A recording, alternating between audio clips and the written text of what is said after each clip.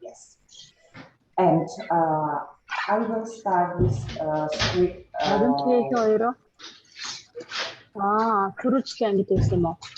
With the sharing of my screen.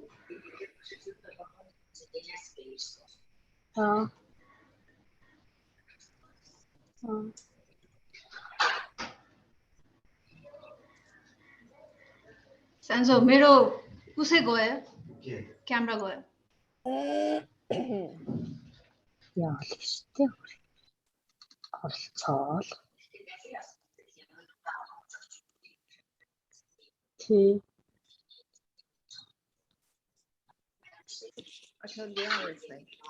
Yeah, and I hope that you see now the share screen. नहीं मैंने कुछ खाना ही था भी खा लिया अच्छा नहीं वो अपने ત્યાં તને મેલે ભરી તો મને मैंने तेरे ऊपर बाय चांस पूरा देगा अच्छा मुझे जैम दे दो ठीक है यार Yeah, and I'm sorry for technical inconvenience. I don't know why, but there is some problem with the sharing of the screen again.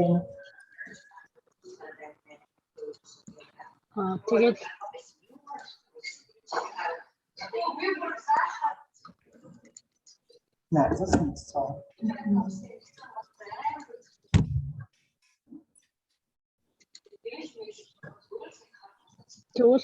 Yeah, great. So I hope that you all see the screen I'm sharing now, and I would like to inform. Sorry, excuse me. Will you please ask people to put up their mic? Yeah, please. I would like to ask all of you to switch off your mics.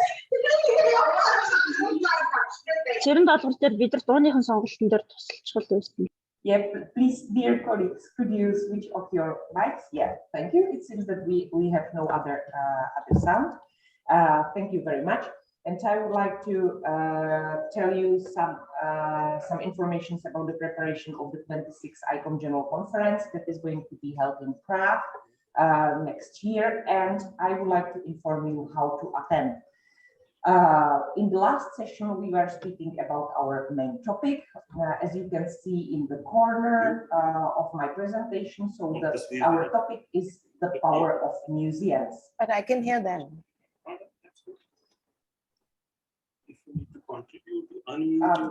Pardon again, if I can ask, is it possible for all the participants to mute? Yeah, to take the mics off. Thank you. Speaking about the ICOM General Conference, so I would like to a little bit explain you our visual identity. We have a logo that is built from letters. Every letter has its special meaning, and my most favorite is M because it looks like a highway, and for me it's a symbol of a way that all the people will take to get to the ICOM General Conference to Prague. So I hope that we will see us not only on screen but next year in Prague in person. Our graphic identity is not only about the logo, but we also included in the visual identity the objects from the Czech collections, like the tomcat, one of the most important objects of the design of the 20th century and most popular. And the graphic design used the shapes of the objects from our collections and turn them into the colorful shadows and work with them on the screens and on the graphic design, as you can see. So we also use the graphic design on our social media, and I hope that all of you already follow the Facebook of the ICOM General Conference.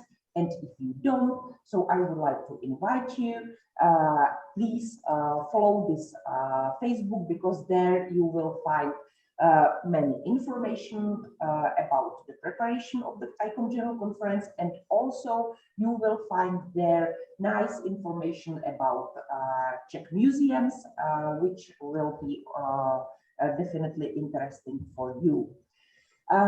You are for sure curious about the place where the main program will be held. So the venue of the ICOM General Conference will be in Prague Congress Center. It's a huge building with the main hall for nearly 3,000 people.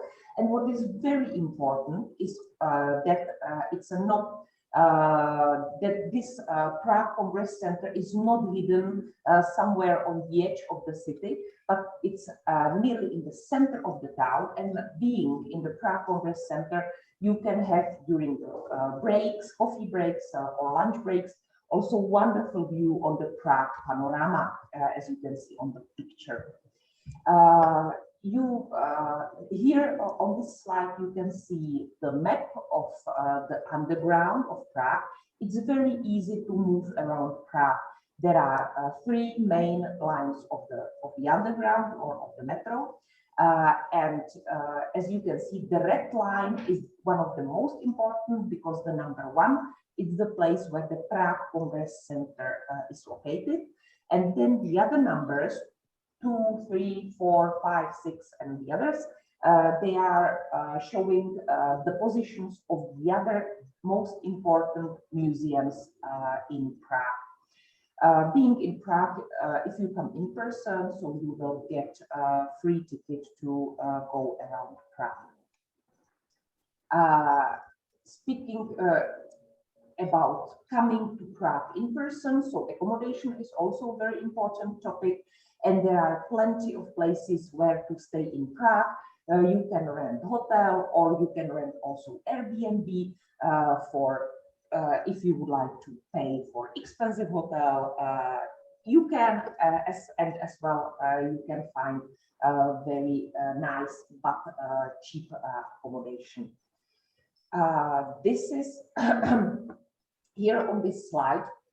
You can see the program or the schedule of the program, the days during which the ICOM General Conference will be held. We will start on the 20th of August with the Executive Board meeting, and the 21st of August will be separate meetings of ICs, NCs, Advisory Council meeting, and IC Board meetings. And the roundtable about the ICOM status will be held. And if you are not members of Advisory Council meeting, so there will be a program for you that is called Discover Prague.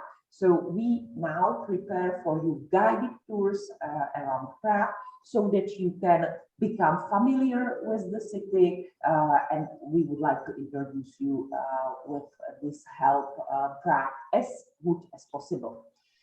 The most important day is the day 1 because the main program starts. It will be held in Prague Congress Center, and it will start with opening ceremony. That will be followed with keynote speaker, panel discussion, roundtable about the ICOM definition of museum, another keynote speaker, another panel, and committees. Meetings will be held in the afternoon, where the members of international committees and some national committees will gather and will have their conferences.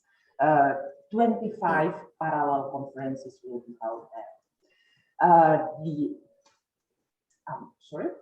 The other day, it's Tuesday. It will start with the keynote speaker again, followed by panel session, roundtable, open forum for resolution, workshops, committees meetings, and as well the day 3, Wednesday, will also start in Prague Congress Center, and on the beginning there will be keynote speaker, followed by panel discussion, roundtable, and very important part of the program, General Assembly, where all the members will gather and will approve the decisions taken during the ICOM General Conference.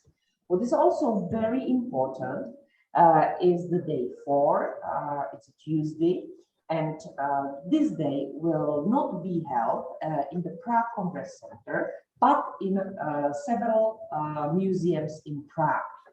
And after the off-site meetings, where you can visit the Prague museums, so the excursions will be held.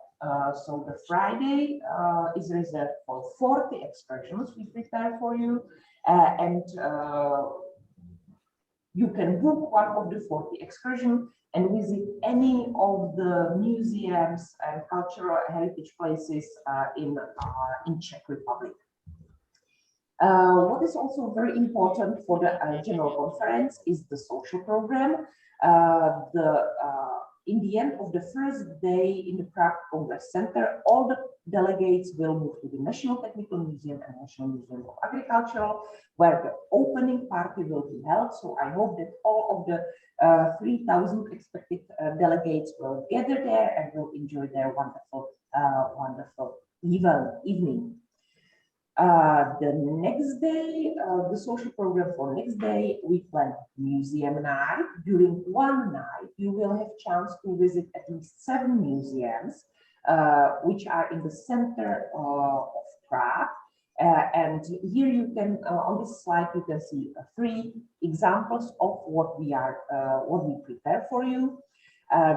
The first slide shows that the Museum of Decorative Art will prepare for the fashion show. The Jewish Museum will prepare a concert of the classical music, and National Gallery will organize a performance.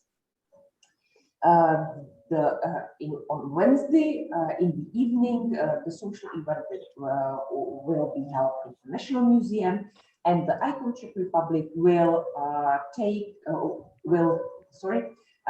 give the IVCOM flag to the next organizer of the 27th IVCOM General Conference, and we will see if it will be Dubai or Kazan or Stockholm. These are the 3 candidates for the organizing of the IVCOM General Conference in 2025. I already told a little bit about the topic. This is the power of museums. Our last session was about this topic, and the museums are really very important for our society. They can literally make the world a better place, and they are important as a buildings. They are important for the society also with their collections, and they are also important places of the discussion. And we would like to discuss about museums and civil society as a subtopic. The second subtopic is sustainability, museums and resilience, because nowadays after the COVID pandemic, very important topic. The third subtopic is museums and leadership. So all of us are also always very interested in what the directors and leaders of the museums do. And the last subtopic is museums and new technologies. And we would like to discuss not only the means of communication that we are using now, but also the protection of collections and visitors, the technology used for these things. Here is again the program at glance. So you can see the beginning of the conference is the 20th of August. It's Saturday. And the meetings of Executive Board and Advisory Council will be held. And for those who are not members of Executive Board or Advisory Council, so during the 20th and 21st of August, guided tours will be organized. The 22nd, 23rd, and 24th of August. Hello. Scientific. Colleagues are waiting in the waiting room. Yeah. Okay. Sorry, I cannot see it. So they can listen to you. Yeah. I'm sorry. Now I can either stop sharing or accept the people.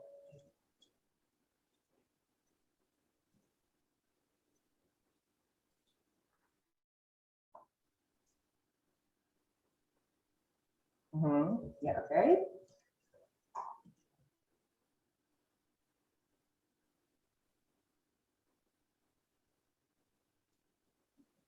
Yes, so I hope that all of them are already here. Yeah, and speaking about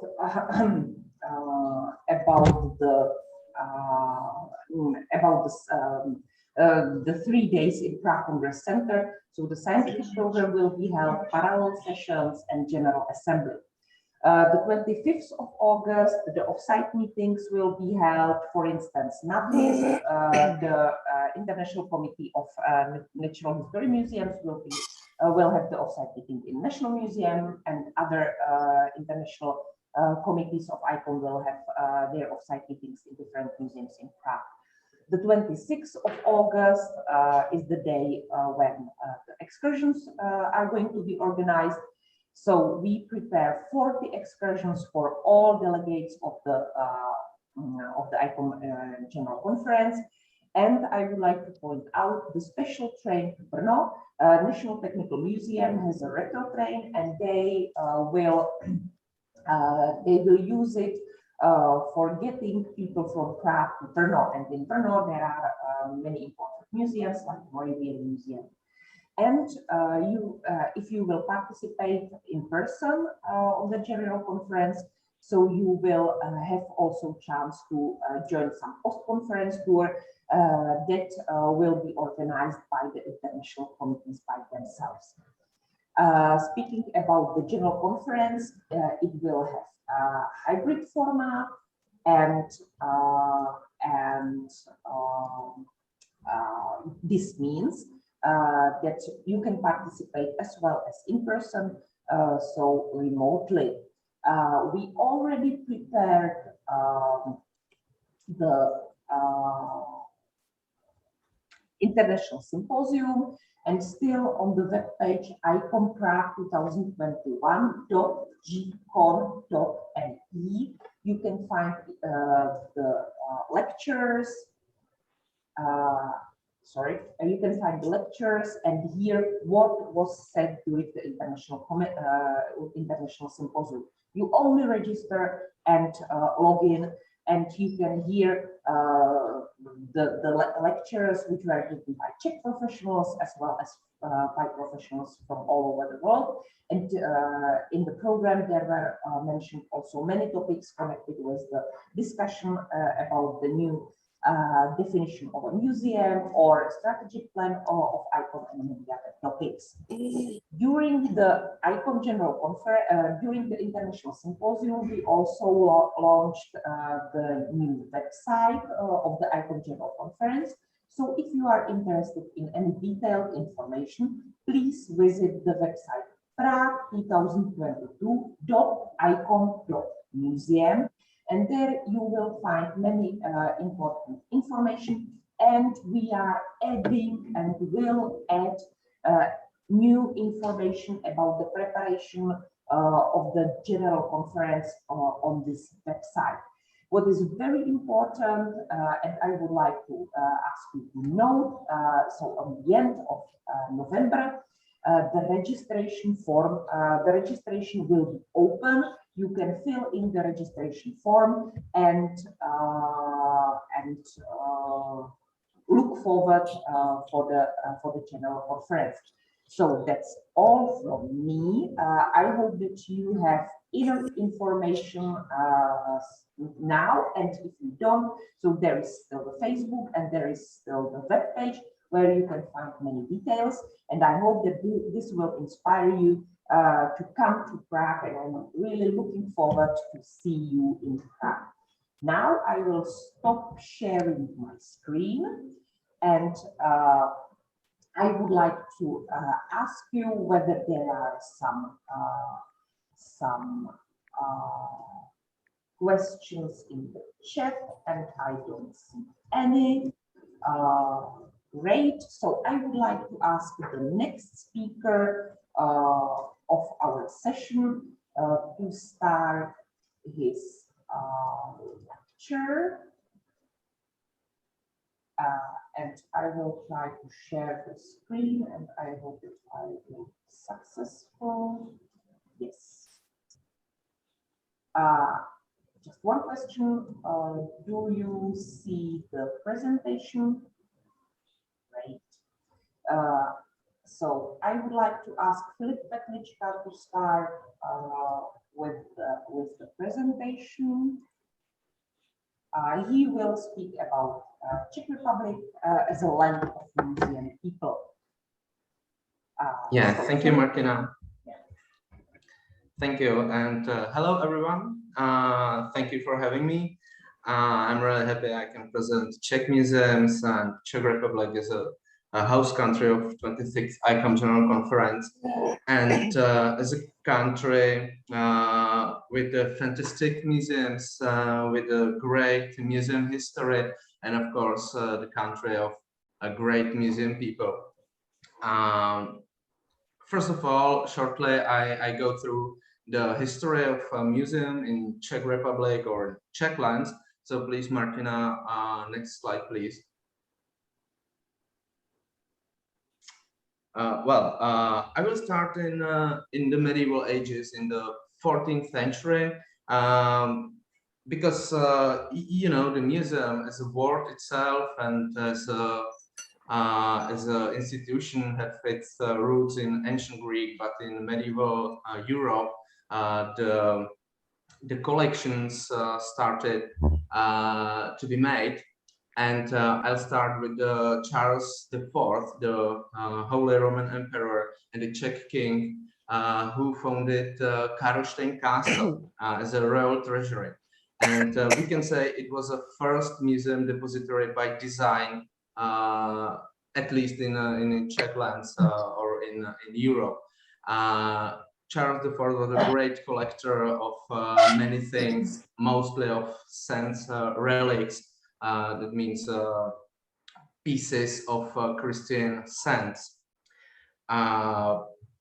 Martina, please, may I get the next slide? Oh, okay. I don't see the presentation.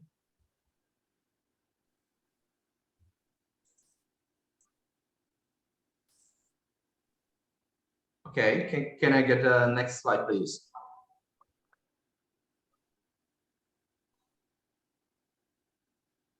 Yeah, great, thank you.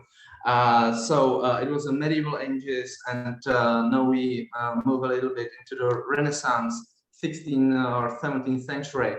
And here we have another Holy Roman Emperor and King of Czech lands, or Czech king.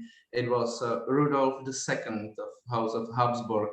And in Renaissance were very popular types of cabinet of arts or curiosity cabinets. Here in the Czech lands or in Central Europe, it was called Kunstkammer. It's a German word. And Rudolf II was a great collector. He chose Prague as his capital of the Holy Roman Empire, and he brought many artists of the Renaissance Europe into the Prague, and he founded his own Kunstkammer or cabinet of art with hundreds or maybe thousands of paintings, statues, medals, jewelry, gemstones, artifacts, etc., etc. And he made a great collection, which was one of the greatest in whole Europe. This is the beginning of the making collections in Czech lands. So please, next slide. And here we come to the 18th century. The 18th century, the century of science and great artists, was a century of museums as well, because the oldest museums of today types were founded, like a British Museum in London, or the picture gallery of the Society of Patriotic Friends of the Arts in Prague. This society was like a group of Czech nobles, rich businessmen and artists, and these rich people had their own art collections of paintings and etc. And they decided to put this together and found their own picture gallery. which was happened in 1796 in Prague. And what is interesting is the purposes of this gallery or their society, because they declared that the society is for collecting and protecting art, for supporting artists, and for educating and entertaining. And this is the end of the 18th century. And I think these purposes are really interesting according to today discussion or today museum definition discussion, that we can see the keywords which are repeated after 200 years from the founding of this picture gallery. Even today, according to finding new museum definition, like educating was important even in 18th century. So next slide, please. Well, and here we come to the 19th century, because the Czech lands was a part of Austrian Empire since the 16th century. So in the 19th century, it was still a part of that greater empire. And in the beginning of 19th century, or this time is born of kind of positive nationalism, and it's the roots of today Czech language and Czech literature, art, and of course of the museums.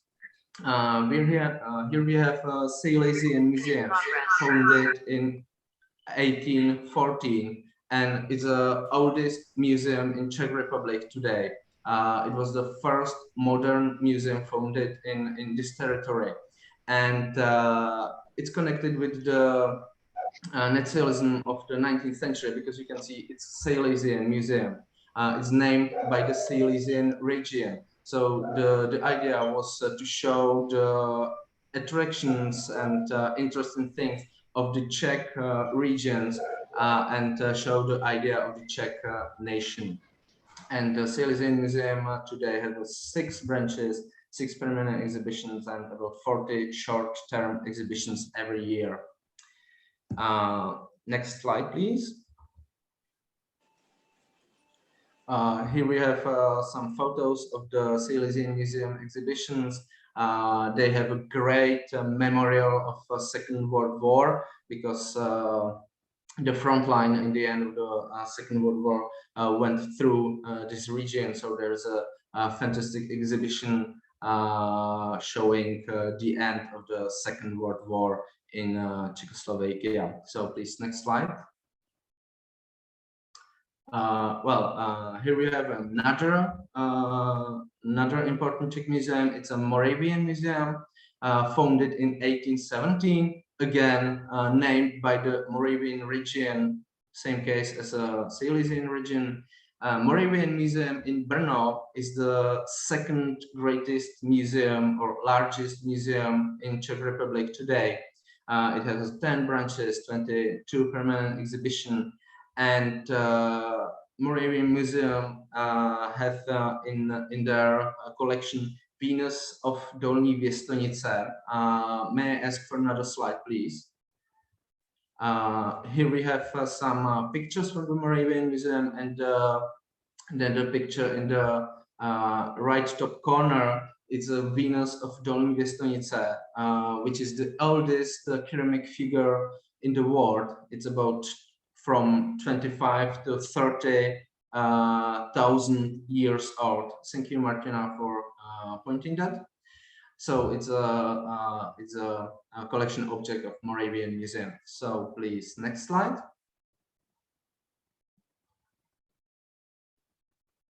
Thank you. And here we go to the national museums. We saw the Silesian Museum, Moravian museums, named by the regions. And as I was talking about the positive nationalism in the 19th century, of course, in 1818 was founded the National Museum in Prague. It's the largest museum in Czech Republic with circa 20 million museum objects today in 16 branches, not only in Prague, but in whole Czech Republic. There is a for example, Museum of Music or a Museum of Exotic Cultures, etc., etc. And as Martina told, in the National Museum during ICOM Prague 22 will be the closing ceremony, or the ceremony of giving the ICOM flag. So next slide, please.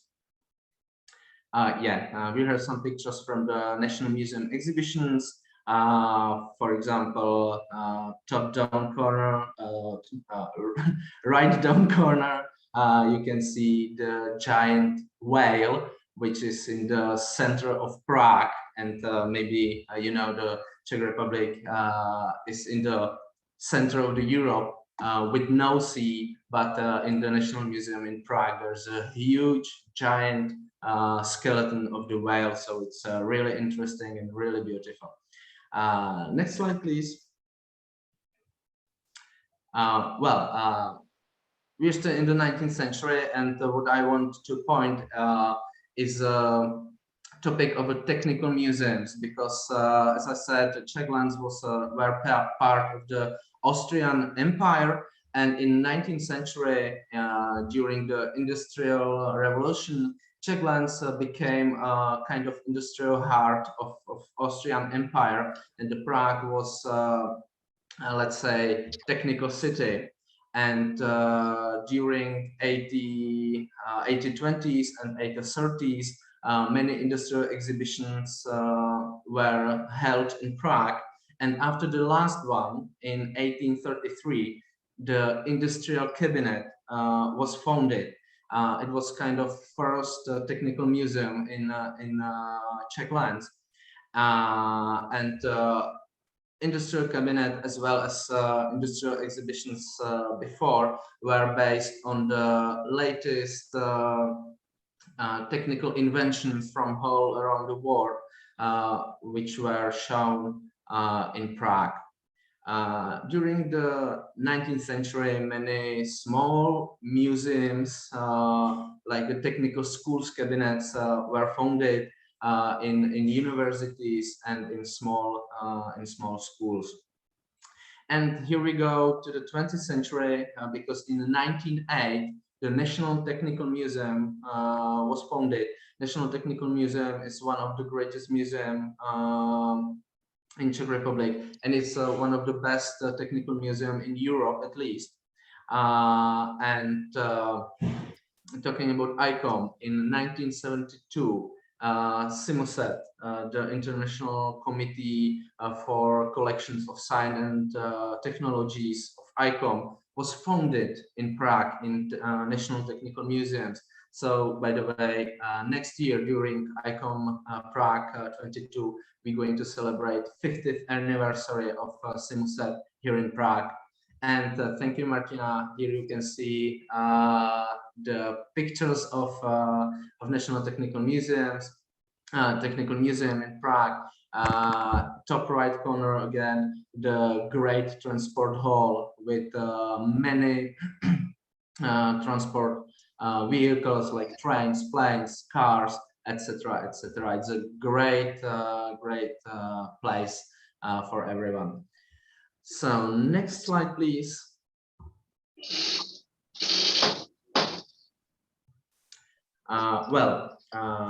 Now I would like to mention next topic, and it's ICOM itself, and shortly about the history of ICOM in Czech Republic, because in 1946, when International Council of Museums was founded, the Czechoslovakia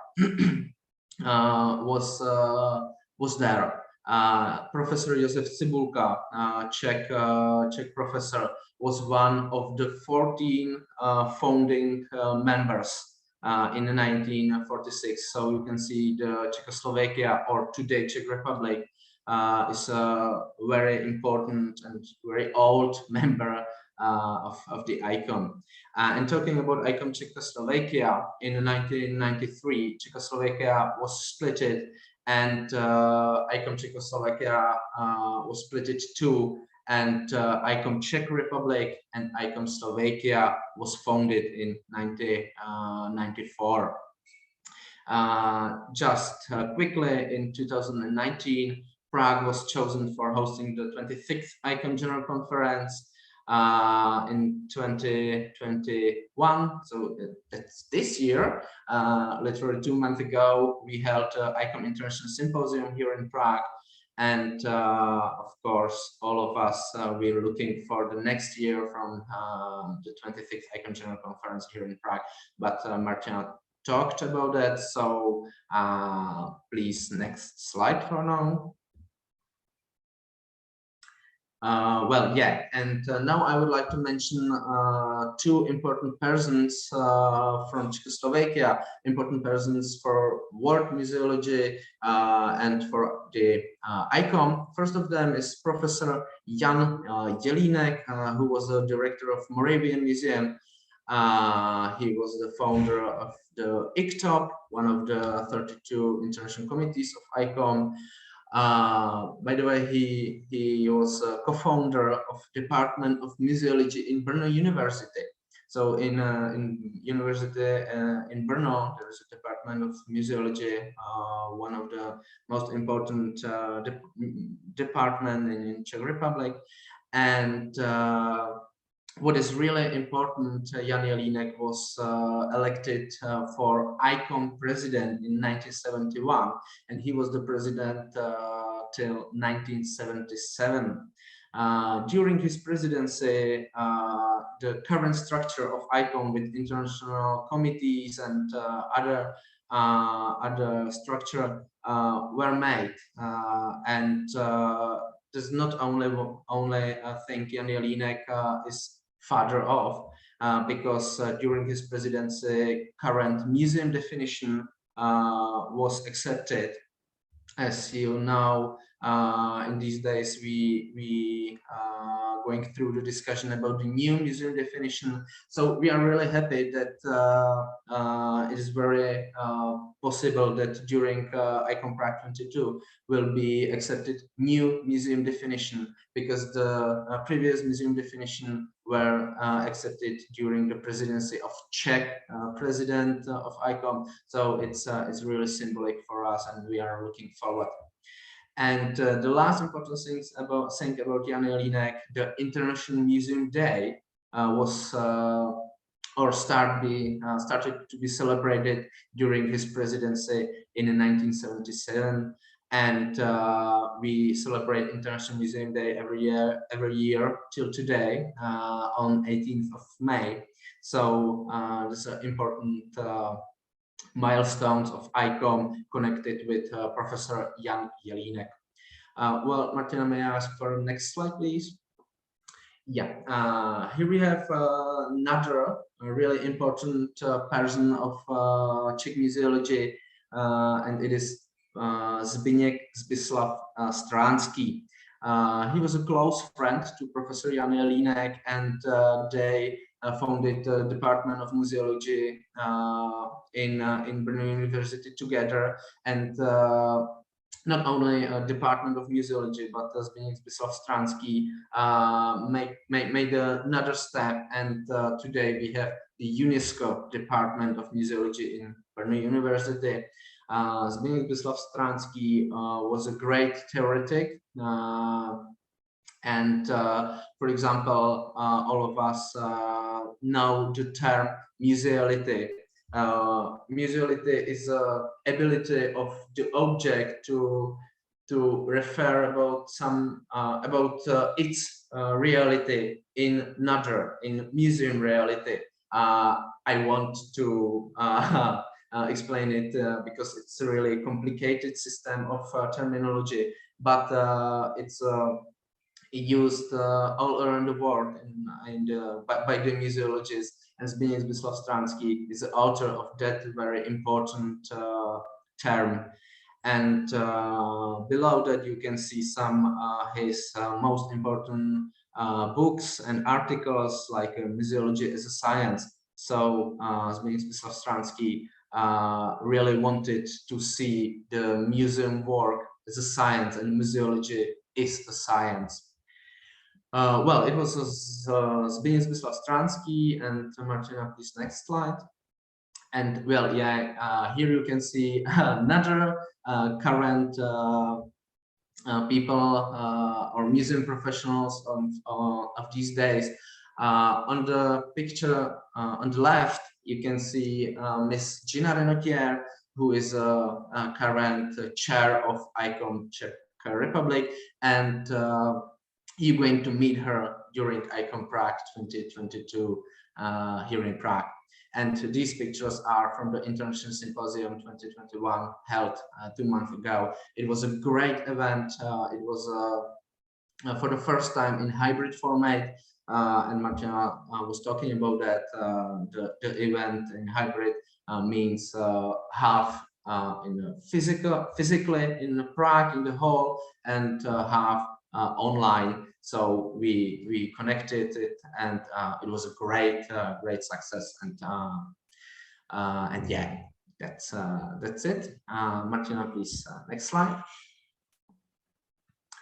Well, yeah, and a little bit of statistics about the Czech museums. Just very quickly, in Czech Republic there are 487 museums and galleries. 95 of them are institutional members of ICOM or ICOM Czech Republic.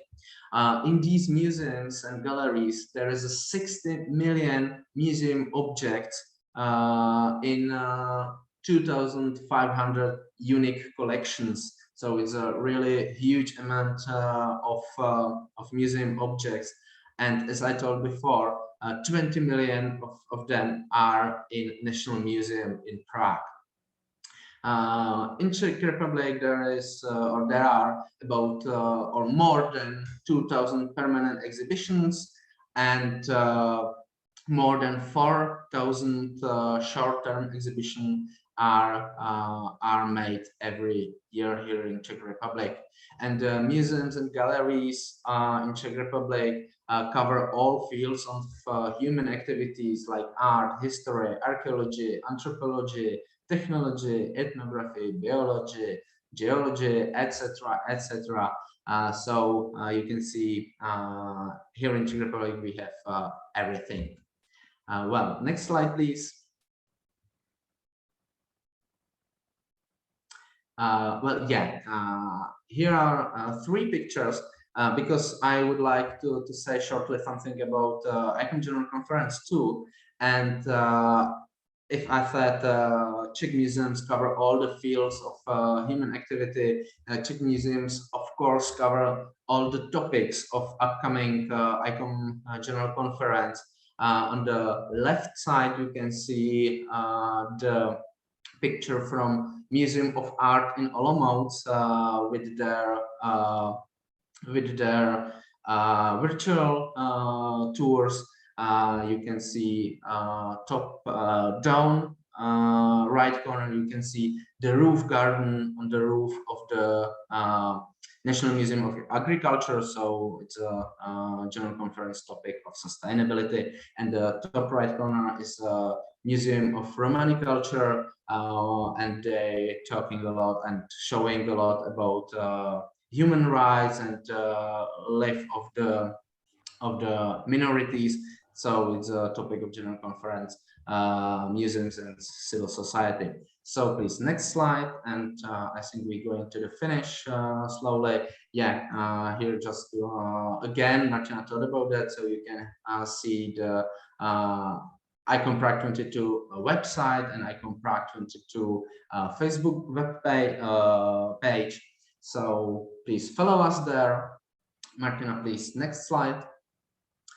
And well, yeah, this is the last one. And this is how we try to present Czech museums and the 60 million of museum objects in a Facebook page of the ICOM General Conference. So we're trying to find the new ways how to show a Czech museum, how to introduce this museum to you. So that's just a small teaser. So Martina, please, next slide, which is the last one. So I really thank you for your attention. My last words of this presentation is, please don't forget that museums have the power to make the world a better place. So thank you for your attention once again, and have a great day. Bye. Thank you, Philip, very much. So I hope that you get more information about the structure of the Czech museums. And now I think that we are all very curious about the cultural heritage of Pakistan. And I would like to ask our colleague from Pakistan, Ikra Azam, start her lecture. And I will share the presentation, and I hope that I will do Martina, please allow me to share my screen. I think that, do you see the screen already? Yeah, I want to share my own screen. I'm sorry, I don't, unfortunately, this is something I have to do. You have some new presentation? Yeah, I have added some slides, and that's why I'm gonna show my own screen. Can you please allow me? I have to find this. It's in security option.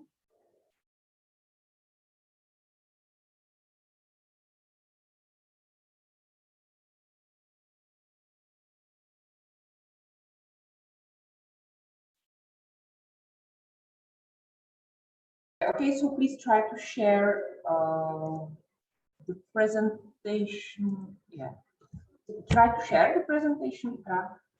Yeah, now. Yeah, great. Yeah. Thank you. Thank you so much, Martina. Hello, everyone. Hope you're all doing well. This is Azam, and I'm archaeologist. Today, I'm going to present Pakistan's cultural heritage. This is the sequence of my presentation, that is introduction of cultural heritage, Pakistan's cultural heritage, important architectural achievements, museums and galleries in Pakistan, and Tanzania. As we have audience from all group of ages, that's why I'm going to start from very basic, that is culture. Culture means behavior of a human being that are living together, and it consists of language, ideas, beliefs, custom, etc. Cultural heritage is an expression of way of living of a community, and it transfers from one generation to another. In the development of any nation, cultural heritage played huge roles, and that's why Pakistan, due to its rich culture, stands among the proud nations of the globe. This land had been the seat of world's leading civilization, and its cultural heritage spread from prehistoric time to the present. And my main focus is on architecture. That's why I categorize them like Indus, Gandhara, Muslim, Czech, British, and post-independence architecture. Land of Pakistan had witnessed glorious civilization like Harappa, and also like Indus, also called Harappan civilization. Social and cultural exchange led to the rise of these famous cities like Mohenjo-daro and Harappa, with huge concentration of population of artisans, craftsmen, rulers, and businessmen as well. Mohenjo-daro considered first planned city in the world, and that was excavated by Sir John Marshall. In this civilization, we observe that all the streets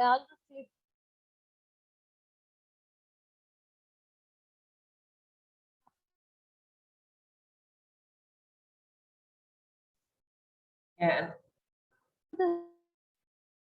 drains that are covered with, yeah. You were frozen a little bit. We cannot hear you. Sorry. We cannot hear you, but it's okay now. Please continue. Okay. All the houses are made by big bricks, and that are along the streets, and at the middle of the street there are drains that are covered with stone slabs. That shows that they know how to keep the streets clean, and they also build dams to store water, and they have granaries to store food. They also built furnaces as they used to bake terracotta figurines and pottery. Here has this picture shows that they know how to pluck the fields by the help of bulls. These seals we found from Harappa, and this shows that they have trade connections with Gulf states and some other countries. This pottery was collected from Harappa. Priest came from Mohenjo-daro, and these figurines also collected from Harappa. This land also attracts Alexander from Macedonia that bring influence Greek culture become part of this world. During 2nd century, Buddhism was adopted as state religion for over 1000 years, and during all this time, Texila, Savat and Chartila were the main centers. Gandhara's culture occupy very important place in national as well as international museums, and fasting Buddha is one of the very important sculpture, and it is the ruins of Gandhara. Remains of religious stupa, religious structures like stupas and monasteries act as the main source of information. And stupas are basically stone and sand structure with a cylindrical like base and dome. Buddhists used to practice pradakshina, and Dharma Rajika is part of views of Texila that are inscribed as UNESCO World Heritage in 1980. It is a circular structure with a terrace and a small chapel around the stupa, and the passageway between smaller stupa and main stupa used as pradakshina. And this is the ruins of monastery we found near Dharma Rajika. Unlike stupa, monastery is a complex of buildings containing double-story living quarters for Buddhist priests. Remains of world's largest Buddhist monastery is Takbai at Mardan. It is a complex of buildings that consists of dining hall, courtyard, and living quarter. And there are few meditation dark cells as well. The entire structure of Gandhara based on constructed by two important stones that are Sheesh and Sanju. This stupa from Julian Monastery is nowadays at the Ssl Museum. Now moving toward Muslim architecture, with the arrival of Islam, a new type of culture prevailed in this land, and a new style of architecture introduced in this area. Thousands of mosques, madrasas, tombs, and gardens were constructed, and Badshah Mosque is in Lahore. That is most famous tourist point, and that was built under the reign of Aurangzeb. It is made out of red stone, and there are three marble domes that were very similar to the Jama Masjid in Delhi. And most interior is very rich, that is embellished with fresco and some marble work. Lahore Fort is one of the famous historical points, and that was constructed overall rebuilt during the reign of Mughal, and it contains 21 notable monuments. Picture wall is one of them that was constructed by the order of Jahangir, and this huge wall contains 116 panels that are decorated with fresco and mosaic and some glazed tiles. Now moving towards Sheesh Mahal, this was constructed in the reign of Shah Jahan, and this is considered as the jewel in the fourth crown. Their walls are decorated with fresco and some mirror work that is called inakari. Moti Masjid was constructed in Shah Jahan's period closer to the Alamgiri Gate, and it has three superimposed domes. Interior is very simple and plain. Tomb of Jahangir was built for the Emperor Jahangir, and this site is very famous for its interior, for its rich interior, as that was embellished with marble, fresco, and some glass work. And there are 4 towers at the corners of the building. Now moving towards Makli Hills. Makli Hill is one of the largest funerary sites that house almost 1 million tombs, and the architecture of Makli Hill was inspired by Hindu, Persians, Muslims, and Gujarati as well as Mughal influence. That is in Sindh. Now moving towards Sikh architecture, Sikhs also established their rule in this region, and Maharaja Ranjit Singh is one of the famous and remarkable leader who ruled almost 40 years. And Sikh shrines and gurdwaras are more than a place of worship, and they also serve as school meeting place and langar khanas in addition to enshrining Guru Granth Sahib. Sikh architecture is heavily influenced by Mughal, like Islamic, the onion dome, fresco inlay work, and multi-foil arches are basically Mughal influence. And these buildings, these gurdwaras like Samadhi, Raja Ranjit Singh, these buildings combine elements of Sikh, Hindu, and Islamic. The domes and the woodwork that is called Naga wood designs, and the floral designs that all from influenced by Mughal. This is Janam Ashtam Nankana Sahib and Panja Sahib that is in Hassan Abdal.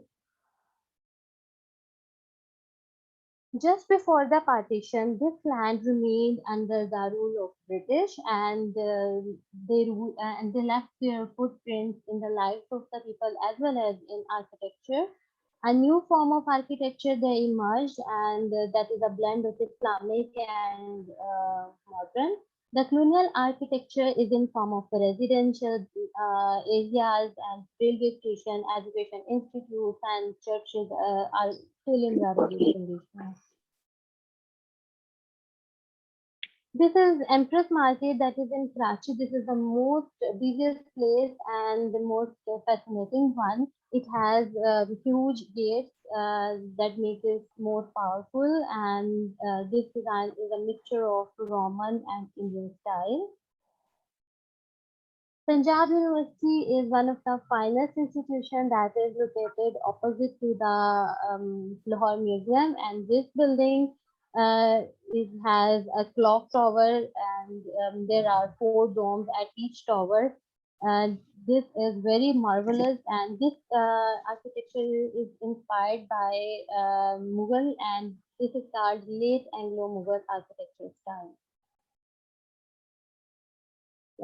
This located near Karachi, and this building is in basically Gothic revival architecture, completed in 1881, and that is standing tall 52 meters. The interior is very plain, but the interior is assembled with oil paintings, and the glass of the windows are stained. Post-independence architecture. After independence, the architecture is a blend of historic Islamic and various modern styles. Now, Pakistan, there are following 10 ethnic groups in Pakistan, like Balochi, Sindhi, Punjabi, Pashtun, Raiti, Pahari, Klashi, Kashmiri, Hindu, and Dalti. Now, moving towards the architecture. This one is Pakistan Monument that was constructed in 2007. The 4 main patterns showing 4 provinces that are Punjab, Sindh, Balochistan, and KPK, and there are 3 small petals that indicate Gilgit-Baltistan, Kashmir, and tribal areas. This building is of Pakistan Supreme Court, and that is completed in 1993. And Government of Pakistan incorporate modernism into some important government buildings. Pakistan inherited 7 museums, and its museums house rich, important collections of antiquities and ethnological objects reflecting country's rich past. Museums have potential to serve societies, and now we have 24 archaeological and historical museums in all over the Pakistan, 10 art galleries, 4 archives museums, and 3 biographical museums, heritage museums, army museums, science museums, natural history museums. Pakistan's heritage is so rich and diversified that can provide every aspect of research to the researchers and who intend to explore the history of ancient, and UNESCO being leader of the organization of Globe is playing its role in conservation of the assets in Pakistan. Through financial assistance and technical expertise, Department of Culture and Archaeology, Department of Archaeology and Museum, with the collaboration of UNESCO, working their best to save cultural heritage. And it is the hope that all these departments work together and preserve national heritage. So as a result, the next generation will be able to learn their past. And thank you so much. It's all about my presentation, and thank you for your attention. Thank you, Ikra, for your wonderful presentation. And you know, the architecture in your country is really wonderful. It looks great. Some buildings are really like inspiration for a fairy tale. And having the museums in such a wonderful architecture, it must be really pleasure. My question is, Punjab University, did you study there? Yeah, I completed my law from there, and I completed my master's in archaeology from there too. Oh, yeah, so you are a specialist in archaeology. Great, great to know. Yeah. So thank you very much for a wonderful presentation. It's my pleasure. Yeah, please, I would like to ask all the participants of the conference, if you have some questions, please write them down in the chat, and we will try to answer them later. And our next speaker is from Nepal, Mina Lama. I would like to ask you, would you like to share your screen by yourself, or shall I try to share the screen by myself? It would be nice if you could actually share my presentation. Yeah. Thank you.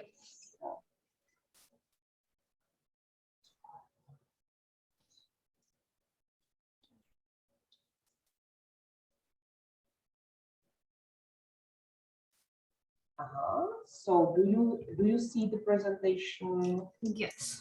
Yeah, well, great. Yeah.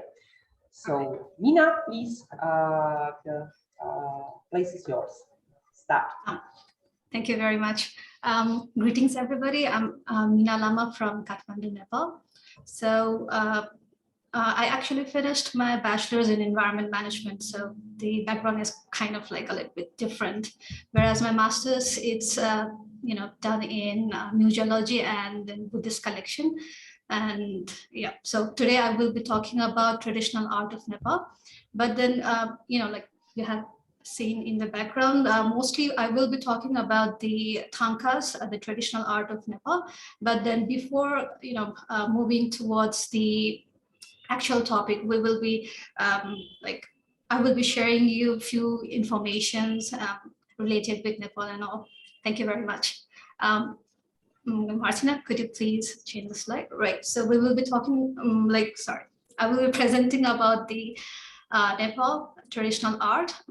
Few of them which are actually, you know, specified, and then traditional art of Nepal itself, and then Tanka and Powa, and especially I will be talking about Tanka. There are few differences between Tanka and Powa, and sometimes people tends to bring both subjects together. So today we will be like having few insight about what are the differences about these.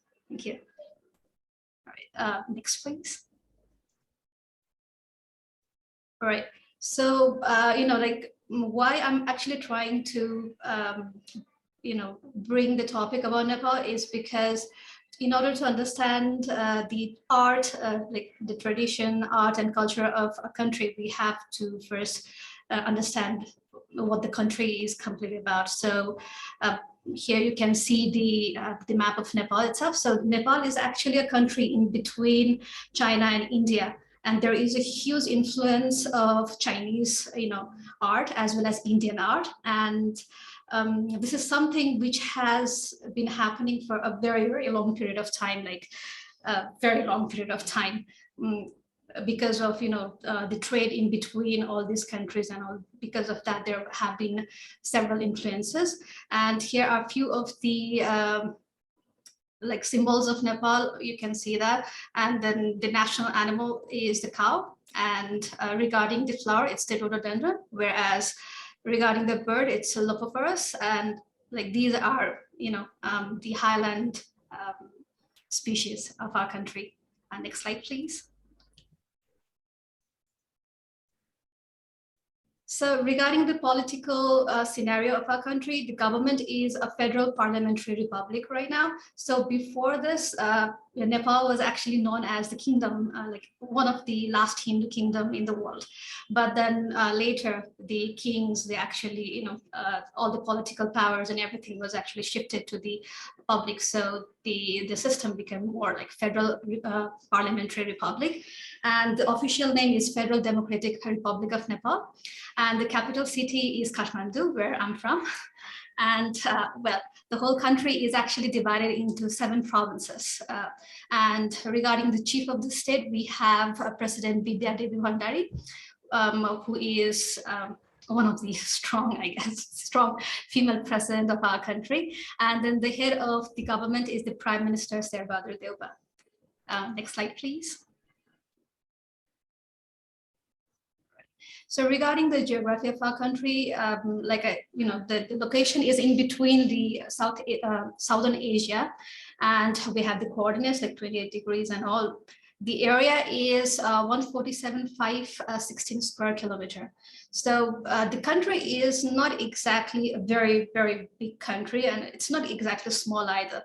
But then why I'm actually bringing all this stuff like regarding the geography is because the diversity of our country, whether it is the natural diversity or whether it is related with the, the people, it's all because of the variation in geography itself. The area is only 147,516 square kilometer, but then the whole country has a very different geographical structure.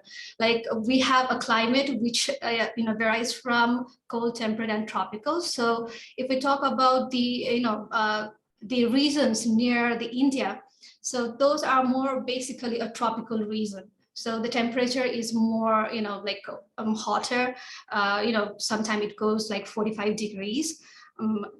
So which is kind of like very hot for people who live in Kathmandu, because the capital city has got a temperature in between, like 18 to 30 or 35 degrees. So it's much more, moderate temperature in, the hilly region. Whereas if we talk about the mountainous region, now it has got very, very cold, climatic conditions and all. And depending on all these geographical conditions and then the weather as well as the climate conditions, there are different ethnicity who are living, in these regions. As a result, there is a huge diversity in culture and then heritage.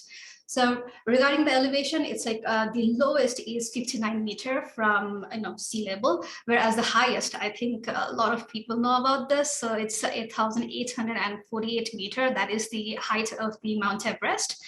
So regarding the people, the population is 34,24,878. That is the estimated population right now. So the country is actually having its census going right now. So they have actually started the other census from this year itself. So maybe most probably we will have the exact population number by the end of this year or the next year. So the nationality of Nepalese people are generally referred as Nepali.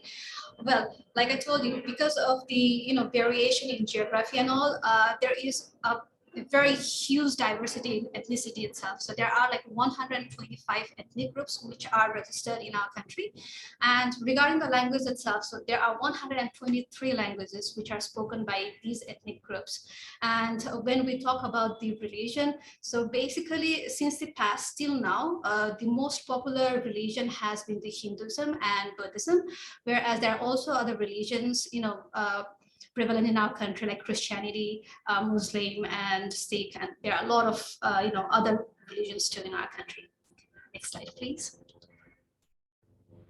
So regarding the historicity of our country, so there is the history dating back to the 50s.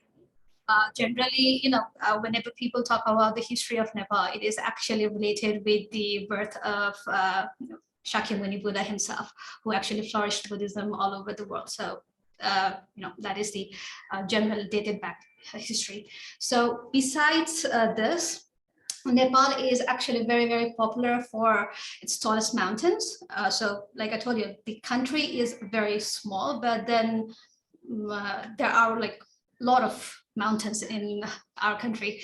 So among 10 tallest mountains, there are 8 of them in our country. And the country has got the highest valley, that is the Oran Valley.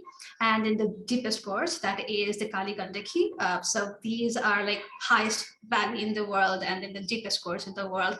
The highest lake is referred as the Tilicha Lake, whereas the deepest lake is generally referred as the Sepok Sunthon. So there are like many other features related with the natural heritage of our country. So besides that, Nepal is generally referred as multi-ethnic, multiracial, multicultural, multi-religious, and multilingual. So I've already explained you like why it is so, because of all those various ethnicity, and then the multiple languages that we talk about, and then all those different like the diverse culture as a result of the various geographical conditions and all. So besides this, Nepal is very, very rich in the endemic species. So whenever we talk about endemic species now, these are the species which are only found in Nepal.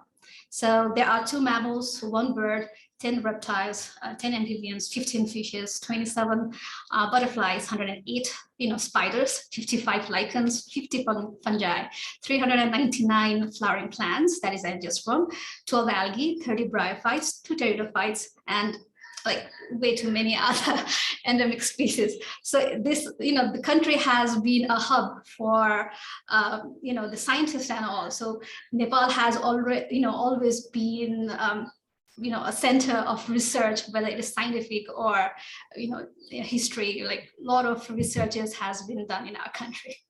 Next slide, please.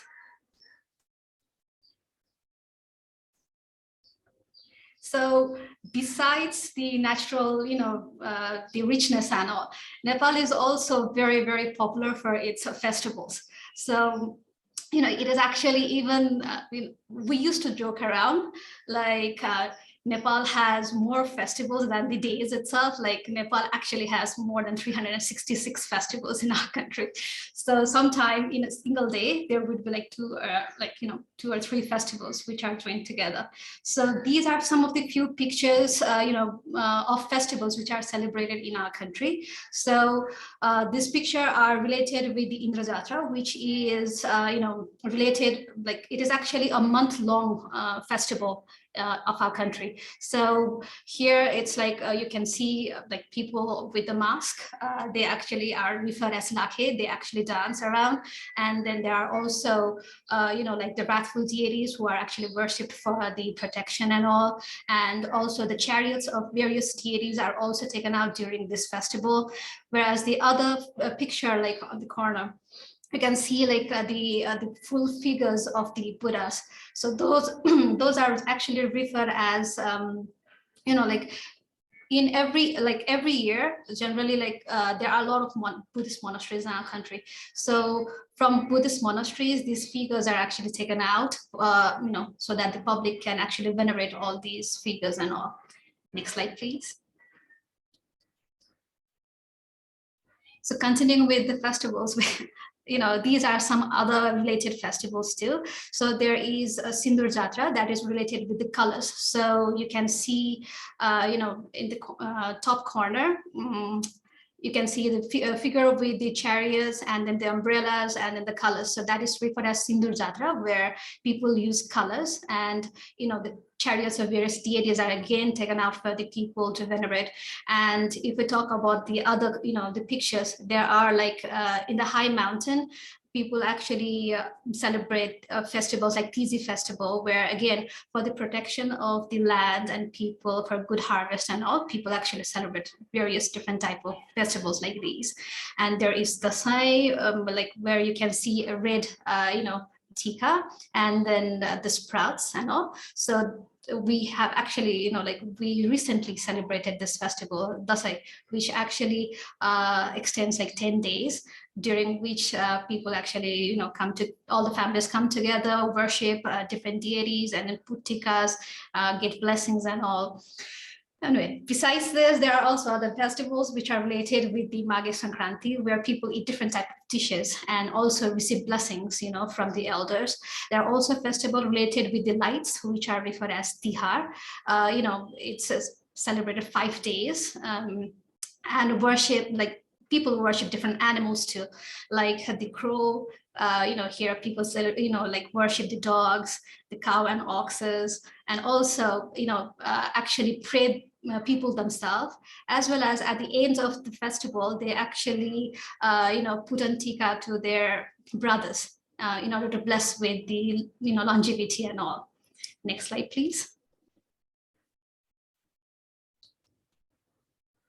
Well, this is also related with all those, more than 365 festivals. So there are festivals which are, celebrated by male. There are festivals which are celebrated by female. And also during the time of monsoon, people again celebrate the monsoon season too, where, the rice plantation is done and then people celebrate for good harvest and all. There are also, Buddha Purnima, where the Shakyamuni Buddha is actually worshipped, and you can see a very huge, the Bodhanath Stupa, where people go and then, little lamps and all, in order to venerate the, birth of Buddha and all. So besides that, there are also festivals, the colorful festival we generally refer as Holi, where people, play with the colors and waters, and they again celebrate it, by worshiping the deity called Holika. It's more like, vanquishing all the negativity and then bringing the positivity and all. So most of the festivals of Nepal are related with the protection and then, longevity and also blessings and good harvest. So all of these things. Next slide, please. Now, in order to make this more compact and all, and in order to have a proper, view of Nepal itself, the presentation is actually I have divided it into the cultural heritage as well as the natural heritage. So regarding the UNESCO heritage site, there are 4 heritage sites of Nepal. So one is the Chitwan National Park, which was brought under the World UNESCO Heritage Site in 1984, and then the Sagarmatha National Park, that is in 1979. So these two are the natural heritage sites. So Sagarmatha National Park is in the Himalayan region, in the upper region, whereas the Chitwan National Park, it is in the tropical region. And the cultural heritage site, there are 2 of them. One is Kathmandu. Kathmandu is actually the capital city itself. And besides that, it is also the major cultural heritage site. And besides that, another one is Lumbini. A lot of people know about this place. That is also referred as the, the birthplace of Buddha. So these places were registered under the World Heritage Site in 1979 and 1997, respectively. Thank you. Next slide, please. So this is the, this is a little bit about the Chitwan National Park. The park is highly rich with the natural heritages like the animal and then the bird diversity. Also, it's actually very, very popular for its highest, like the grasslands and all. And because of that, there are a lot of, the animals and birds which comes over there. So this is related with the Chitwan National Park. Next slide, please.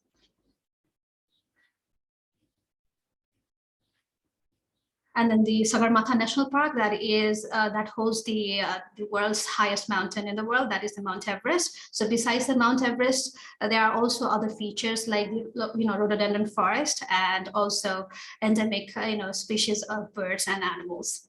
Next slide, please. So regarding the Kathmandu, there are, 7 other heritage sites. There are 3 palace areas, that is Kathmandu Darbar Square, Patan Darbar Square, and Bhaktapur Darbar Square.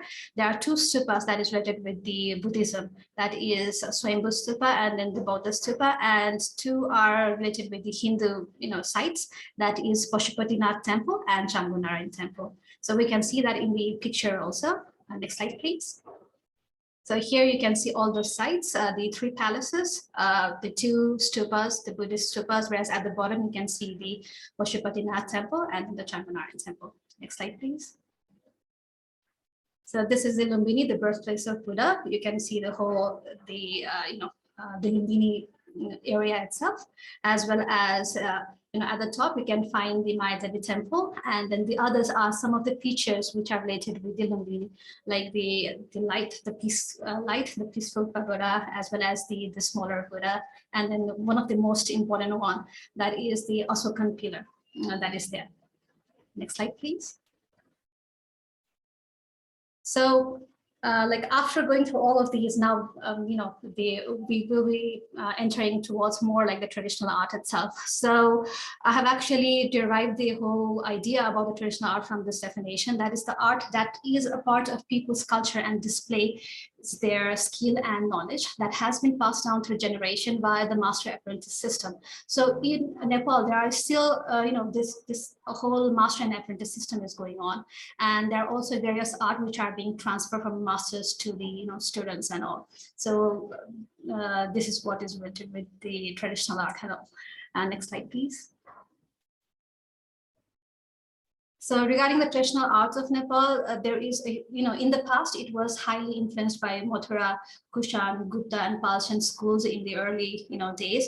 Whereas once the pictorial art actually started to develop, people actually started to find the blend between all these different schools, as well as they started to find their own indigenous style itself. So the pictorial art is believed to be developed side by side with the sculptures and all, and not just that, like the early form of Nepali arts regarding this, it is related with the stone inscriptions, sculptures, relief panels, manuscript illumination, poem, mandala, patachitra, murals, and terracottas and all. So these are some of the early forms of Nepalese art that is found in Nepal. Next slide, please.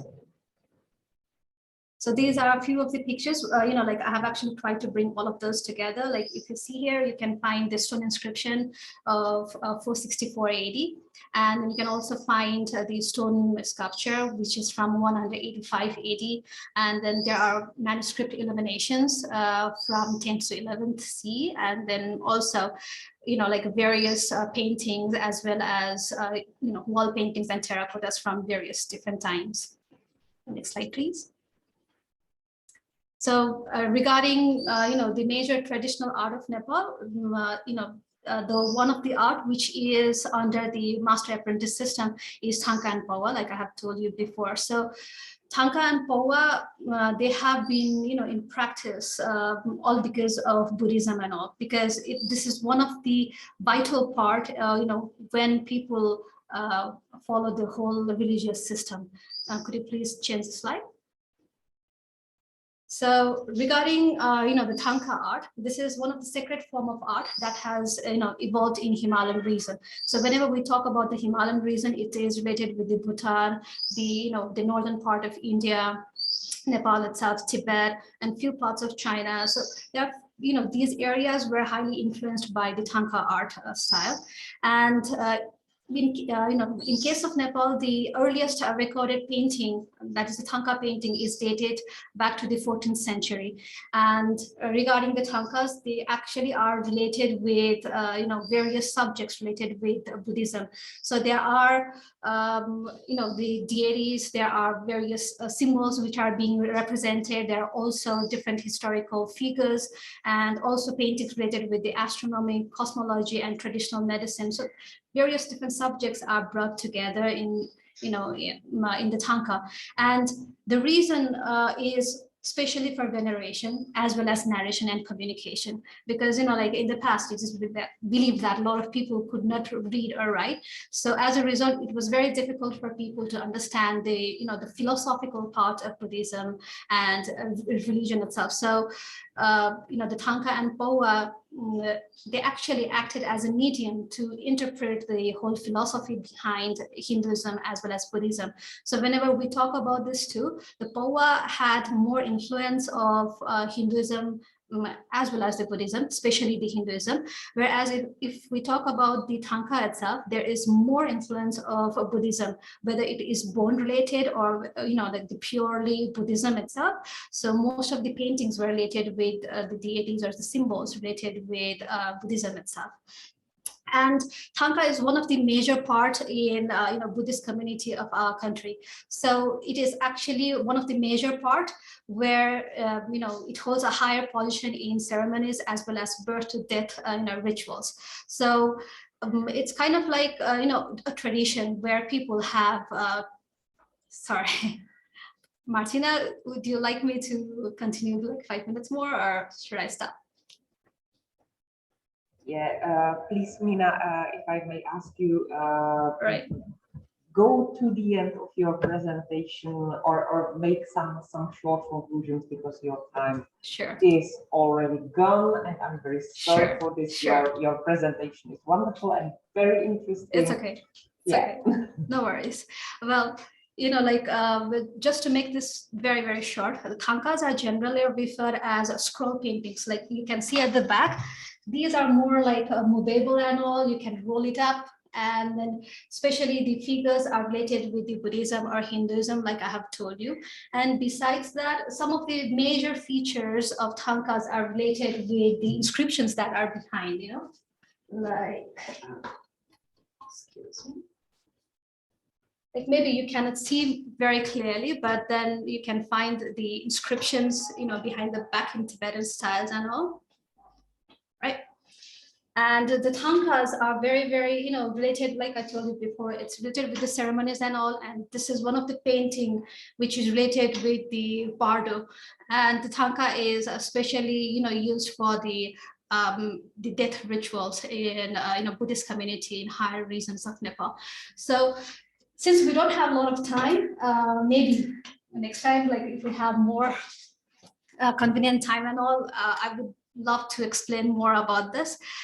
Mostly, I actually took over time while introducing Nepal itself with all those, the heritages and all. So it took a lot of time, I guess. Anyway, thank you very much, everyone, for listening to the presentation. And well, thank you very much. We can just, slide through this. So here you can see like most of the Thangkas are actually painted in specific iconography and measurements and all.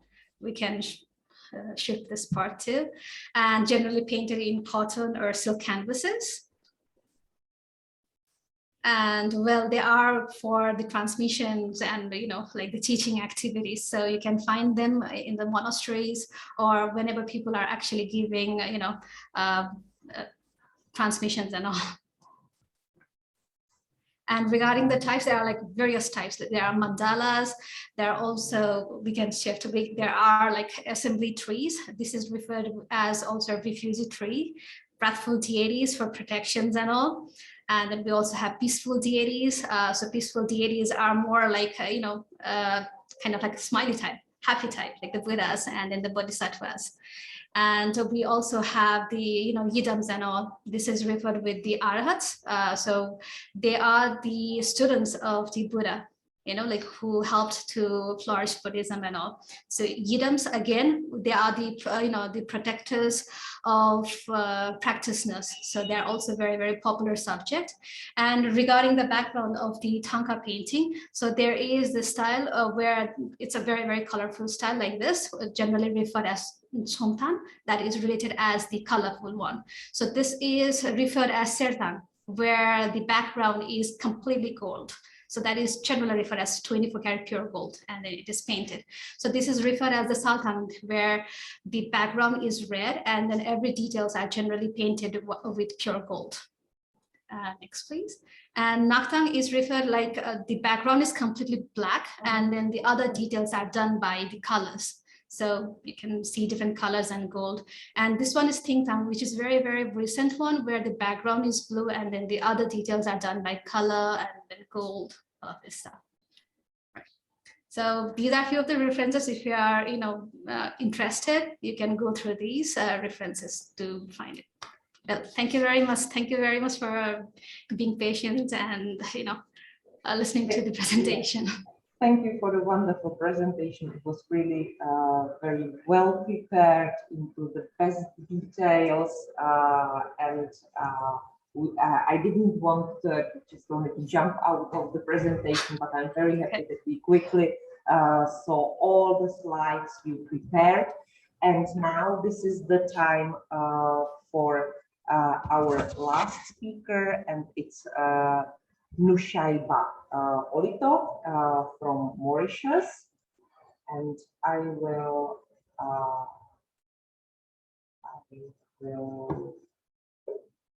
open your presentation.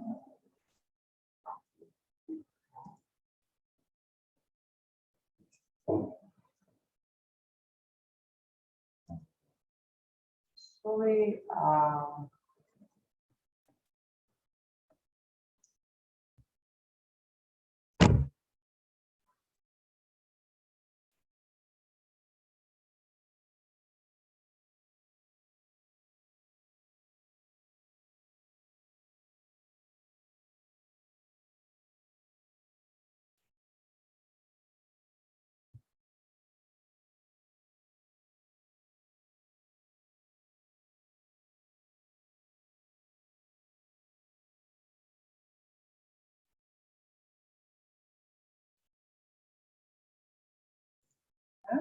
Good. So I hope that you see the presentation properly, and I would like to ask Nushaiba Olito to start her presentation. So the floor is yours. Okay, thank you, Madam Martina. Hello, everyone. I am Nushaiba Olit from Mauritius, and I am from the science. I have a science background. I worked in a science center for more than 2 years now, where my job was to promote science and technology to all segments of the population.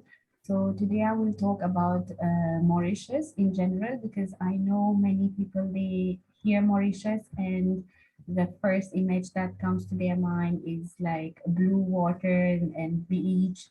And what's behind that, what's happening on the island, who are the people of Mauritius, how do they look like, what do they eat, what do they talk, and why do they talk the way they talk, or why do they look the way they look, is what I'm going to talk about today.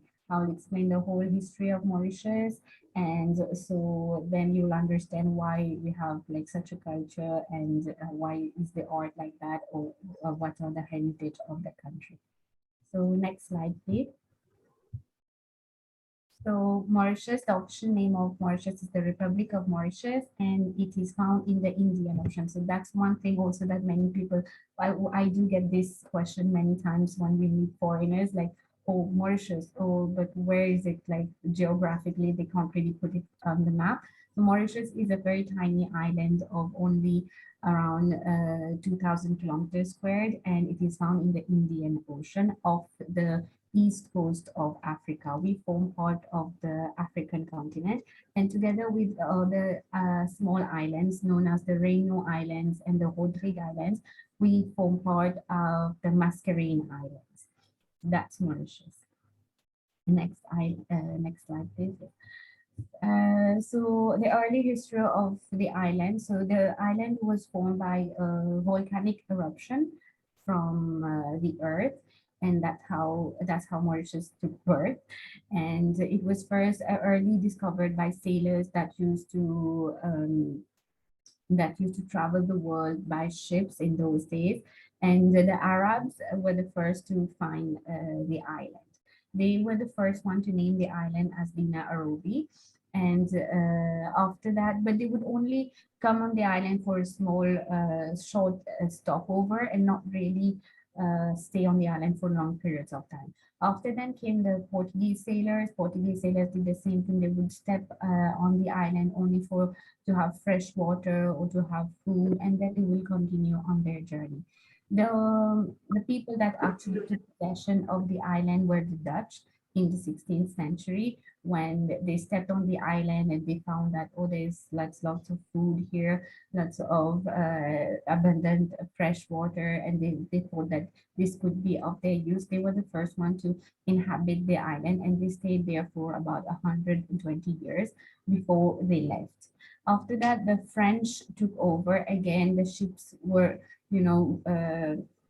traveling in those regions, and that Mauritius was very strategically placed for them. That will help them to stay over and have be refreshed for the next of their journey.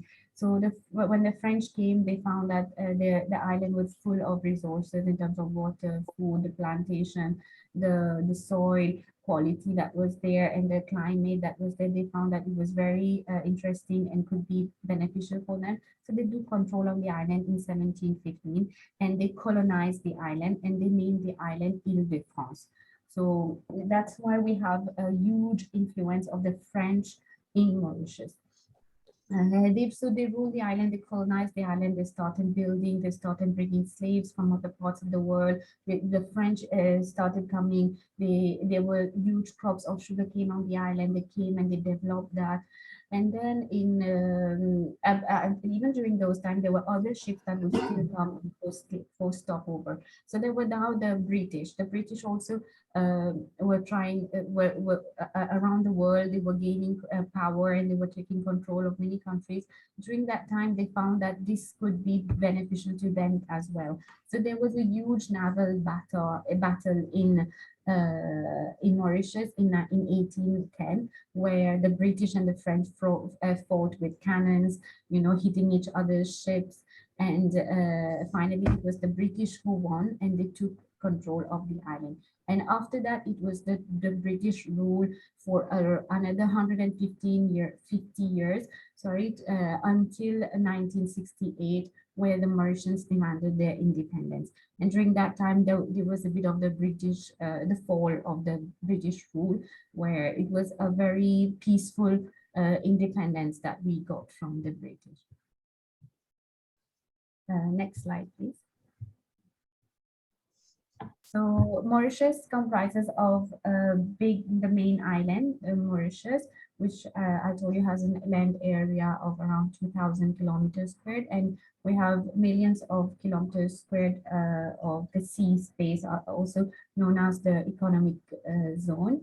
And we have another island known as Rodrigues, which is in our possession as well, and also Agalega, San Hondo, and Chagos Archipelagos. These are very, very tiny islands around the area of Mauritius, and that comprises of very few hundreds of people around.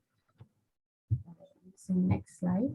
So now the people of Mauritius, I come from Mauritius. Many times I get this question, why do I have this particular look, or all Mauritians do all Mauritians look like that? Who is the Mauritius, the people of Mauritius?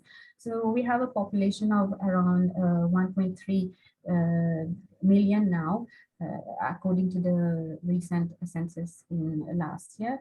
And the people of Mauritius, they come from different backgrounds. We have a multi-ethnic society where the majority of the people come from the subcontinent. So and the most common religion will be Hinduism, followed by Islam. We have also Christianity in the country, and we have people of the Buddhism faith, Tamil, Telugu, and Marathi faith with minorities.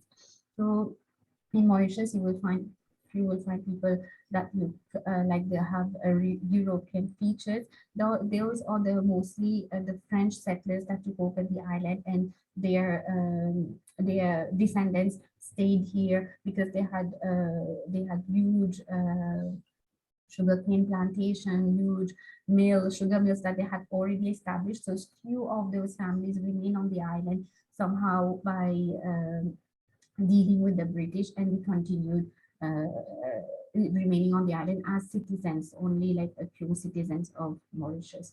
After that, we have African slaves and Creoles that were brought under the British rule for a very, very long time.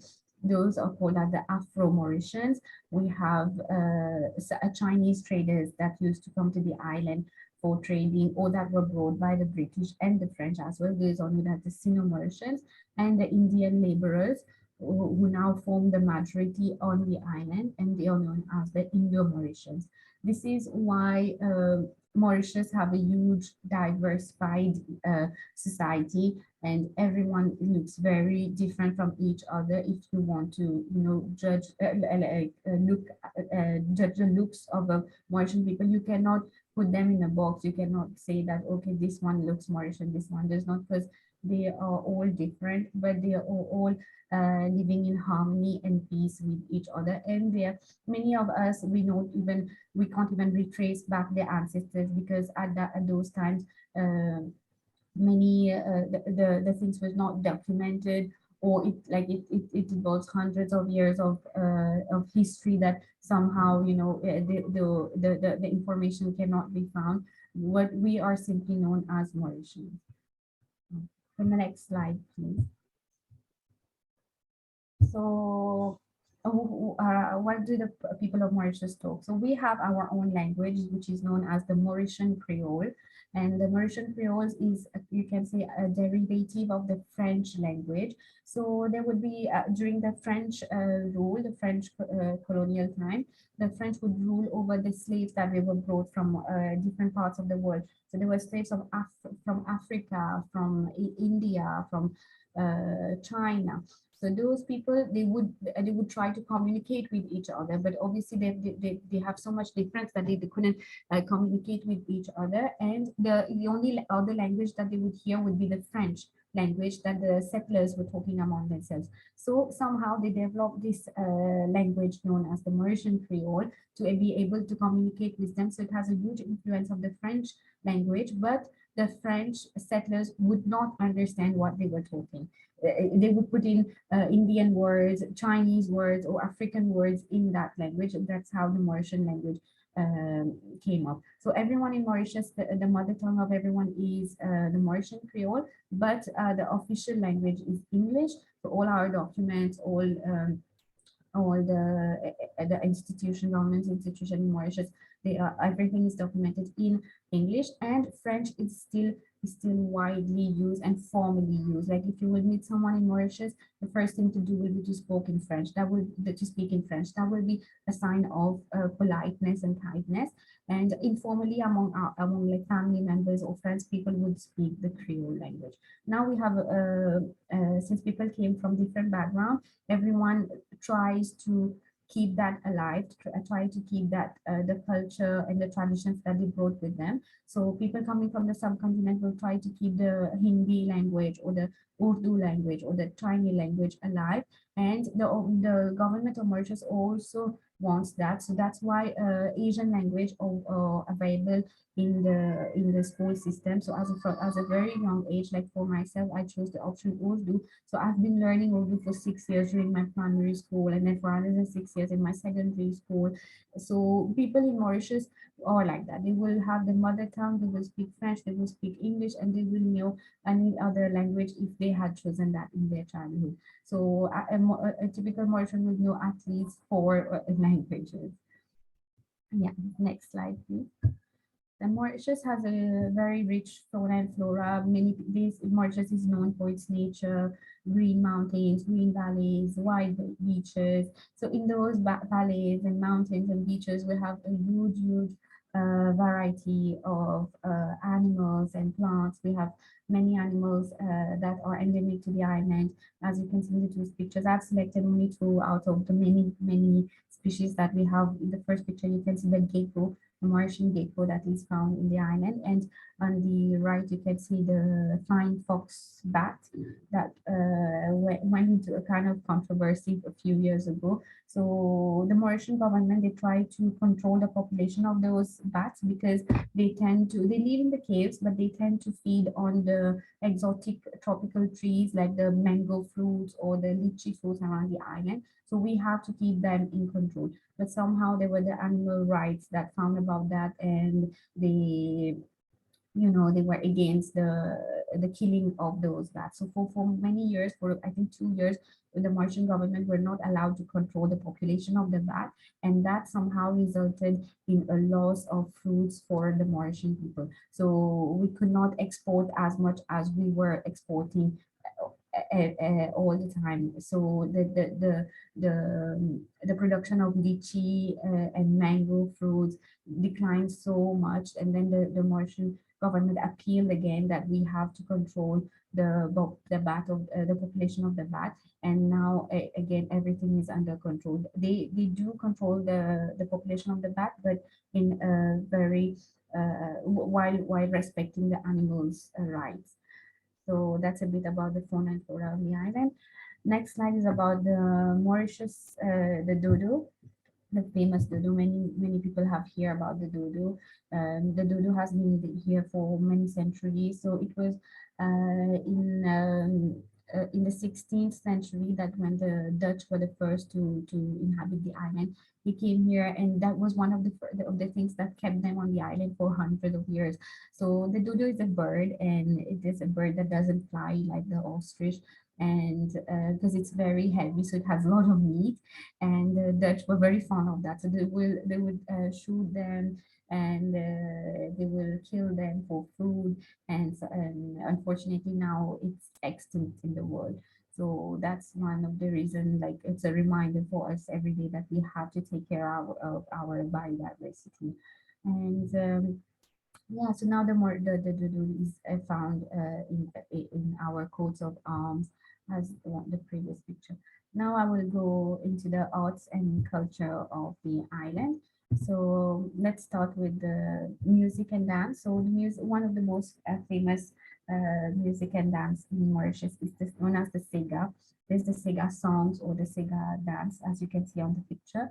So the Sega is in Creole. Sometimes we do have a mixture of another language, but it's mainly in Creole, and it's a very popular folk dance where there would be suggestive movement of the hips and arms that's come from mainly from the Creole were the one who brought it to the island, and it's now popularized and everyone has accepted it.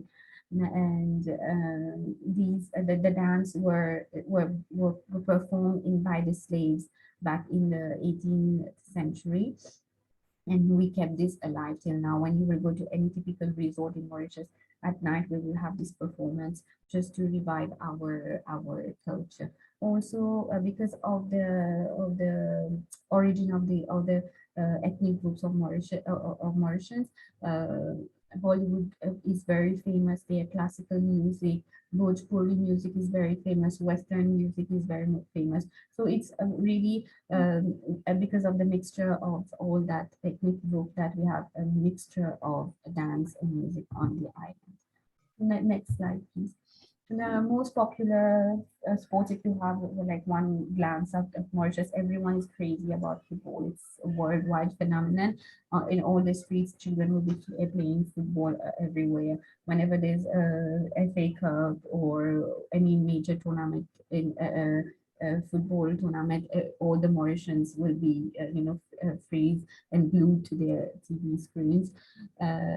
So that's about the sports, and also one of the famous one is horse racing. Horse racing has been here since a few centuries. It's actually, this was one of the main, it is one of the most famous race course in Mauritius that was inaugurated in 1812.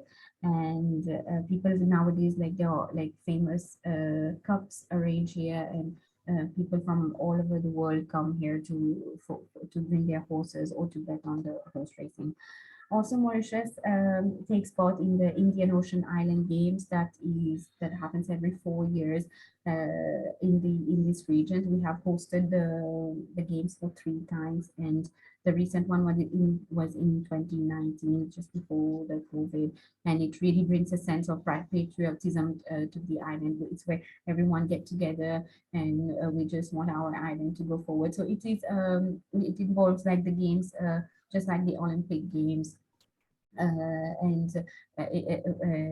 the Mascarene Islands that I talked about before, they take like part in it and they compete. So also we have managed to go to the Olympics for a few years, and it was the first medal that we bought was in 2008 by Bruno Julie, who went for boxing in Beijing. So next slide, please. That's a bit about the sports. Okay, so the Mauritian food in Mauritius. Mauritius itself is a blend of different cuisines of the world, and you will have the influence of the Indian influence, where we will use spices in our food, but we will also eat like a typical Mauritian dish will involve rice, white rice, boiled white rice. That's a bit of the influence from the African side, and also we have influence of the French people, where a typical Mauritian breakfast will consist of the French baguette. That's the French loaf of bread. So that's that's the Mauritian cuisine is very unique in the world. And the next slide, please. Now. Yes, can I have the next slide? So Mauritius is one of the few countries in the world where we have many holidays.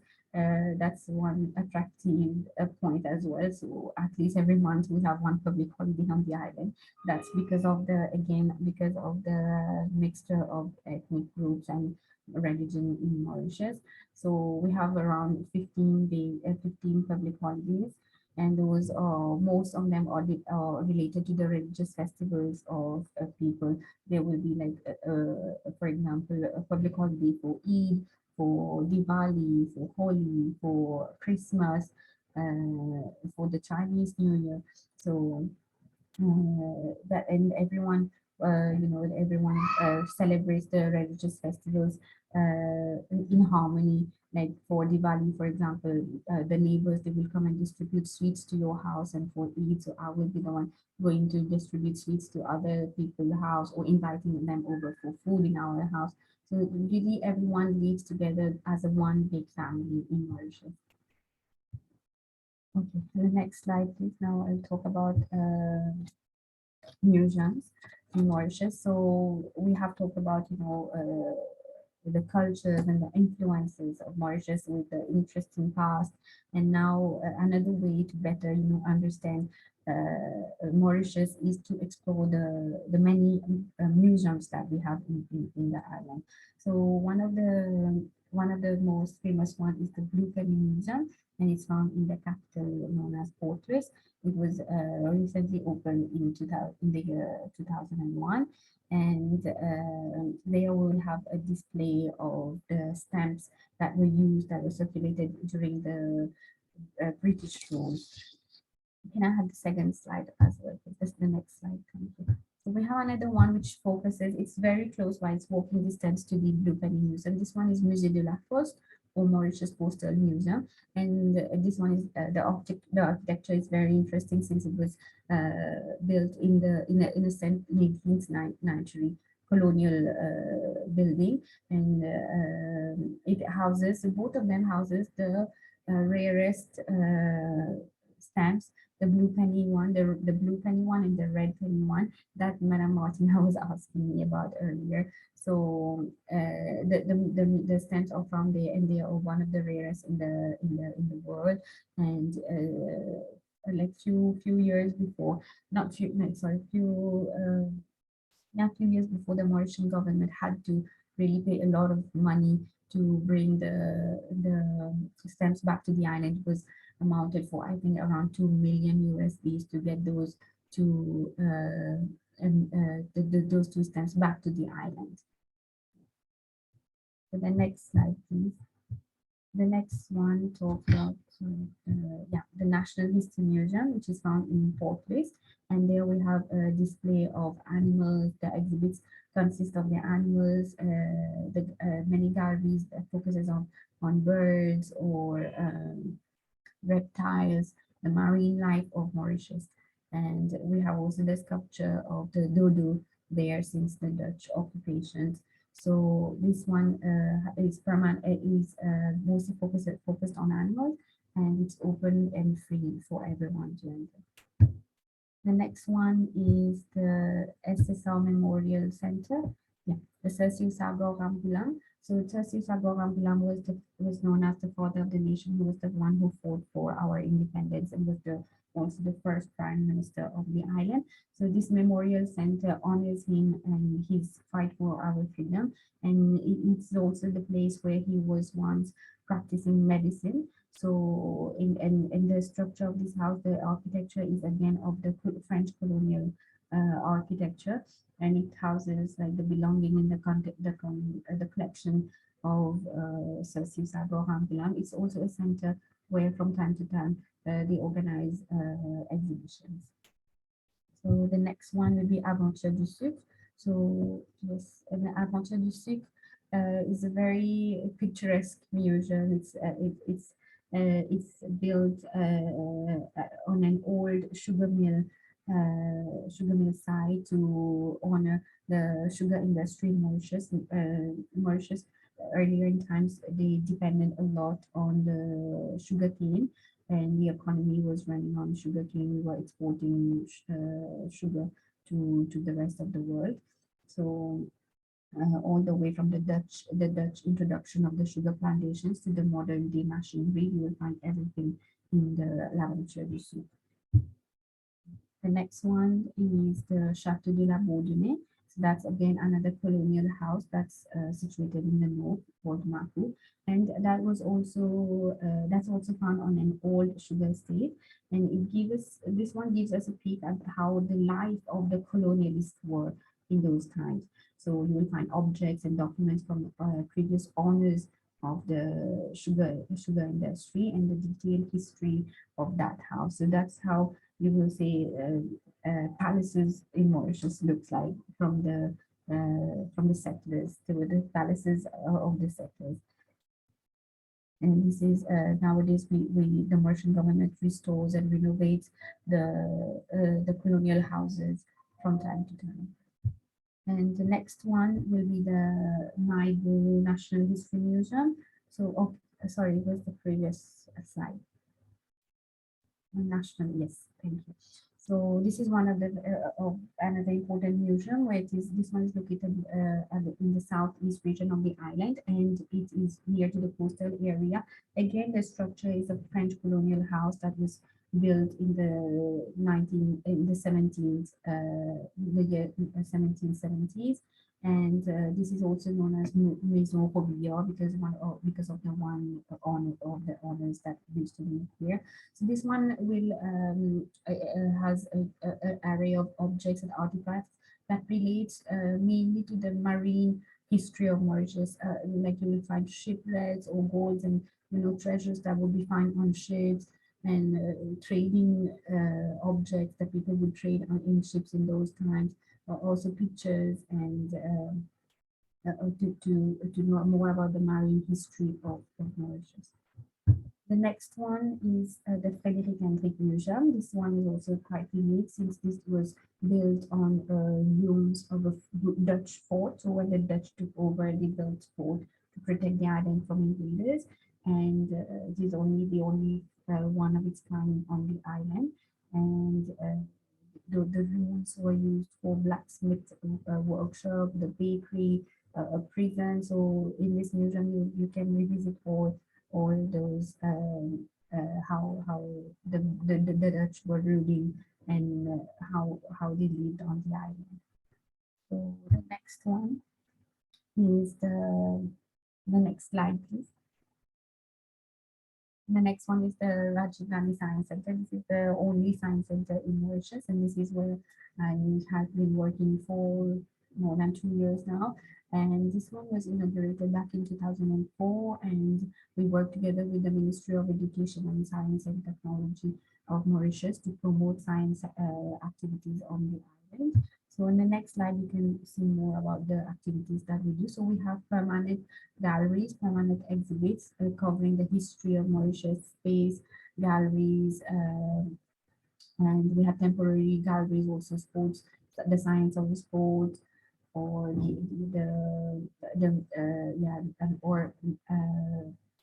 the exploration of space. So that we have continuous temporary exhibits that we change from time to time. We do also organize science competition among students all over the island. So we work together with the ministry to get in touch with the schools and promote science with the youngsters by the means of competitions.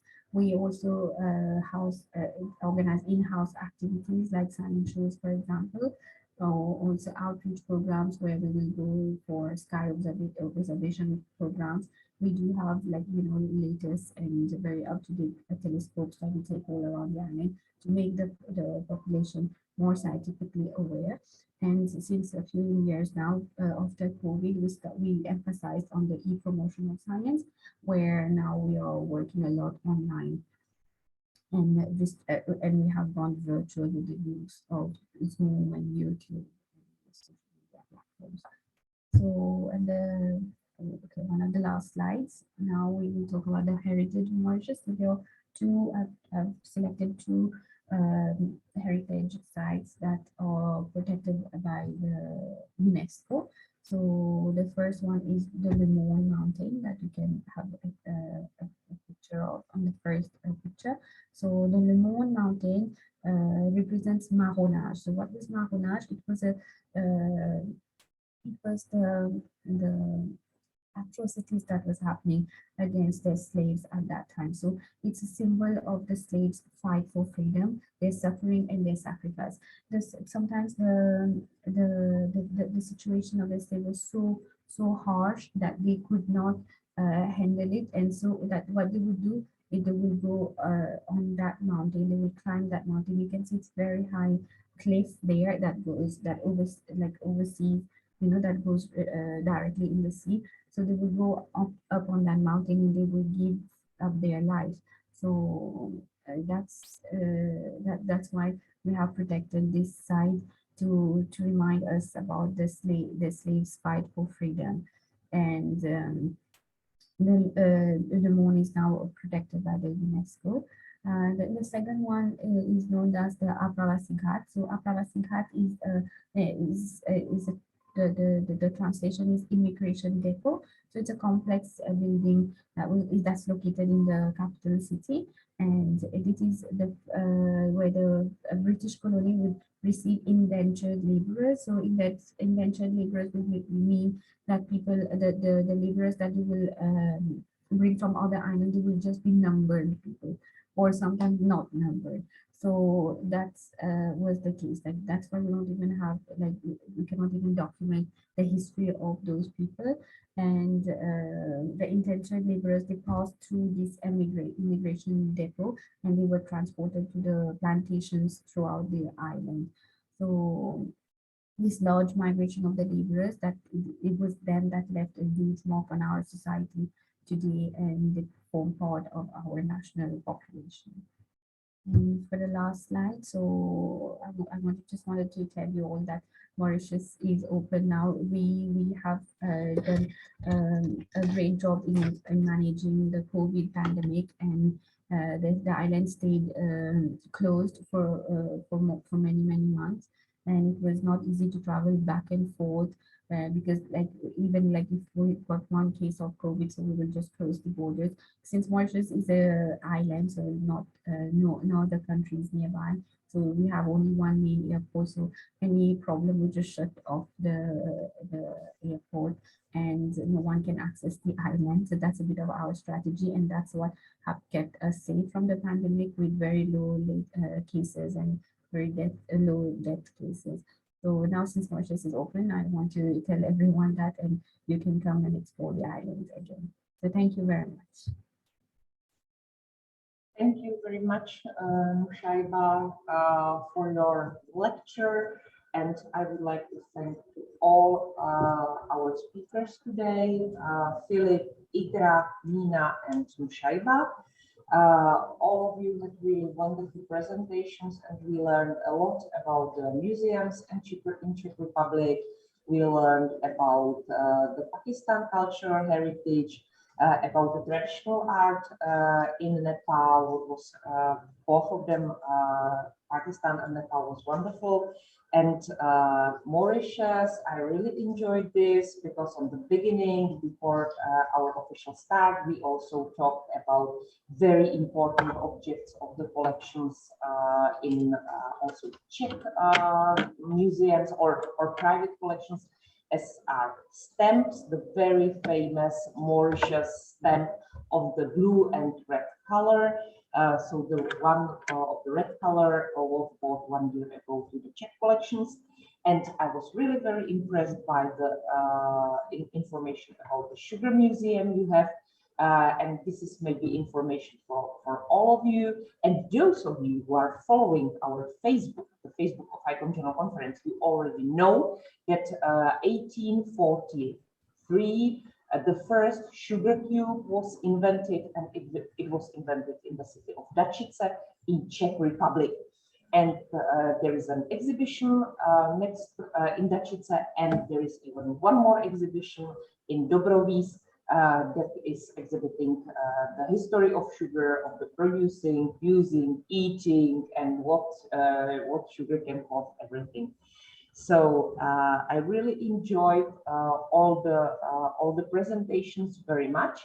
I think that if you come next year to Prague, so you could meet people who are interested in the same field of museology and or history of art or whatever, any social science. That you could discuss with them what is your professional specialization. Sorry, and you will enjoy it. During our speech, there was one question about visa, and I already answered in this question in chat. But I will repeat it also here so that all of you can hear it. And the question was whether we are helping somehow with obtaining a visa for citizens from African and Asian countries. And my answer is yes, of course. In the end of November this year, the registration will be open.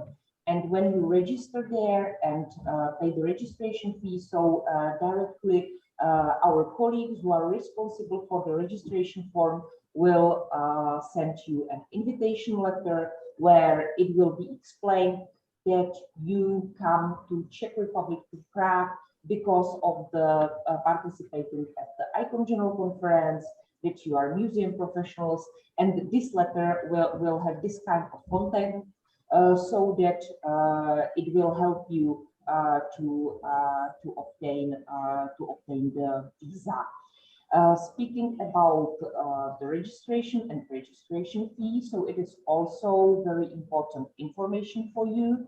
We will have two, let's say, levels of registration fee, or in fact 3, because there will be registration fee for those who will come in person.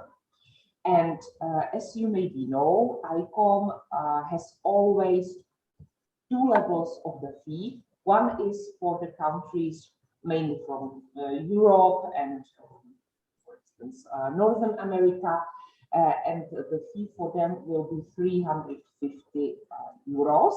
We count the registration fee in the European currency, so Europe. And those countries who are in the IVCOM classification, the countries of the level 3 and 4, there will be the registration fee will be more, let's say, friendly to you, and the registration fee, the early will be about 100 euro cheaper, so it means 250 euros. And this registration fee includes participation on the scientific program in the Prague Congress Center, all the evenings, all the social programs. It also is for the pre-conference program, as I was speaking about the guided tours, and it also covers the participation on the offsite meetings, and it covers also the participation on the excursion, which will show you the museums and culture of the Czech regions. So this is for this 250 euro. And there is also another fee, it's 150 euro, and it's for those who will participate remotely. As I already told you, there will be the conference program, which is a conference platform that is called GCON, and this will be open for those who will pay the fee for the online registration. And yeah, and that's it. So again, I hope that I answer your question. Again, as I said, this information will be available on the website prague2022.icom.museum. And there, already now, you will find many information, and we will add in the next weeks and next months more detailed information for your use. So, again, thank to all the participants, Philip, Ikra, Mina, and Nushaiba. Also, we have to thank a lot to Muhammad for organizing of this meeting, and I also would like to thank to all of you who participated, who were interested in the lectures given by our speakers. And if there are some more questions, I don't see any more questions in the chat, but if there is some last question, so please you can ask.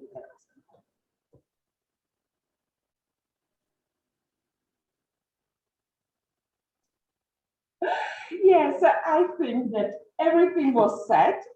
Again, thank a lot to Muhammad, and I hope that we will see at least next year in Prague. So looking forward to see you, and it was my big pleasure to meet you now online. Thank you very much. Bye bye.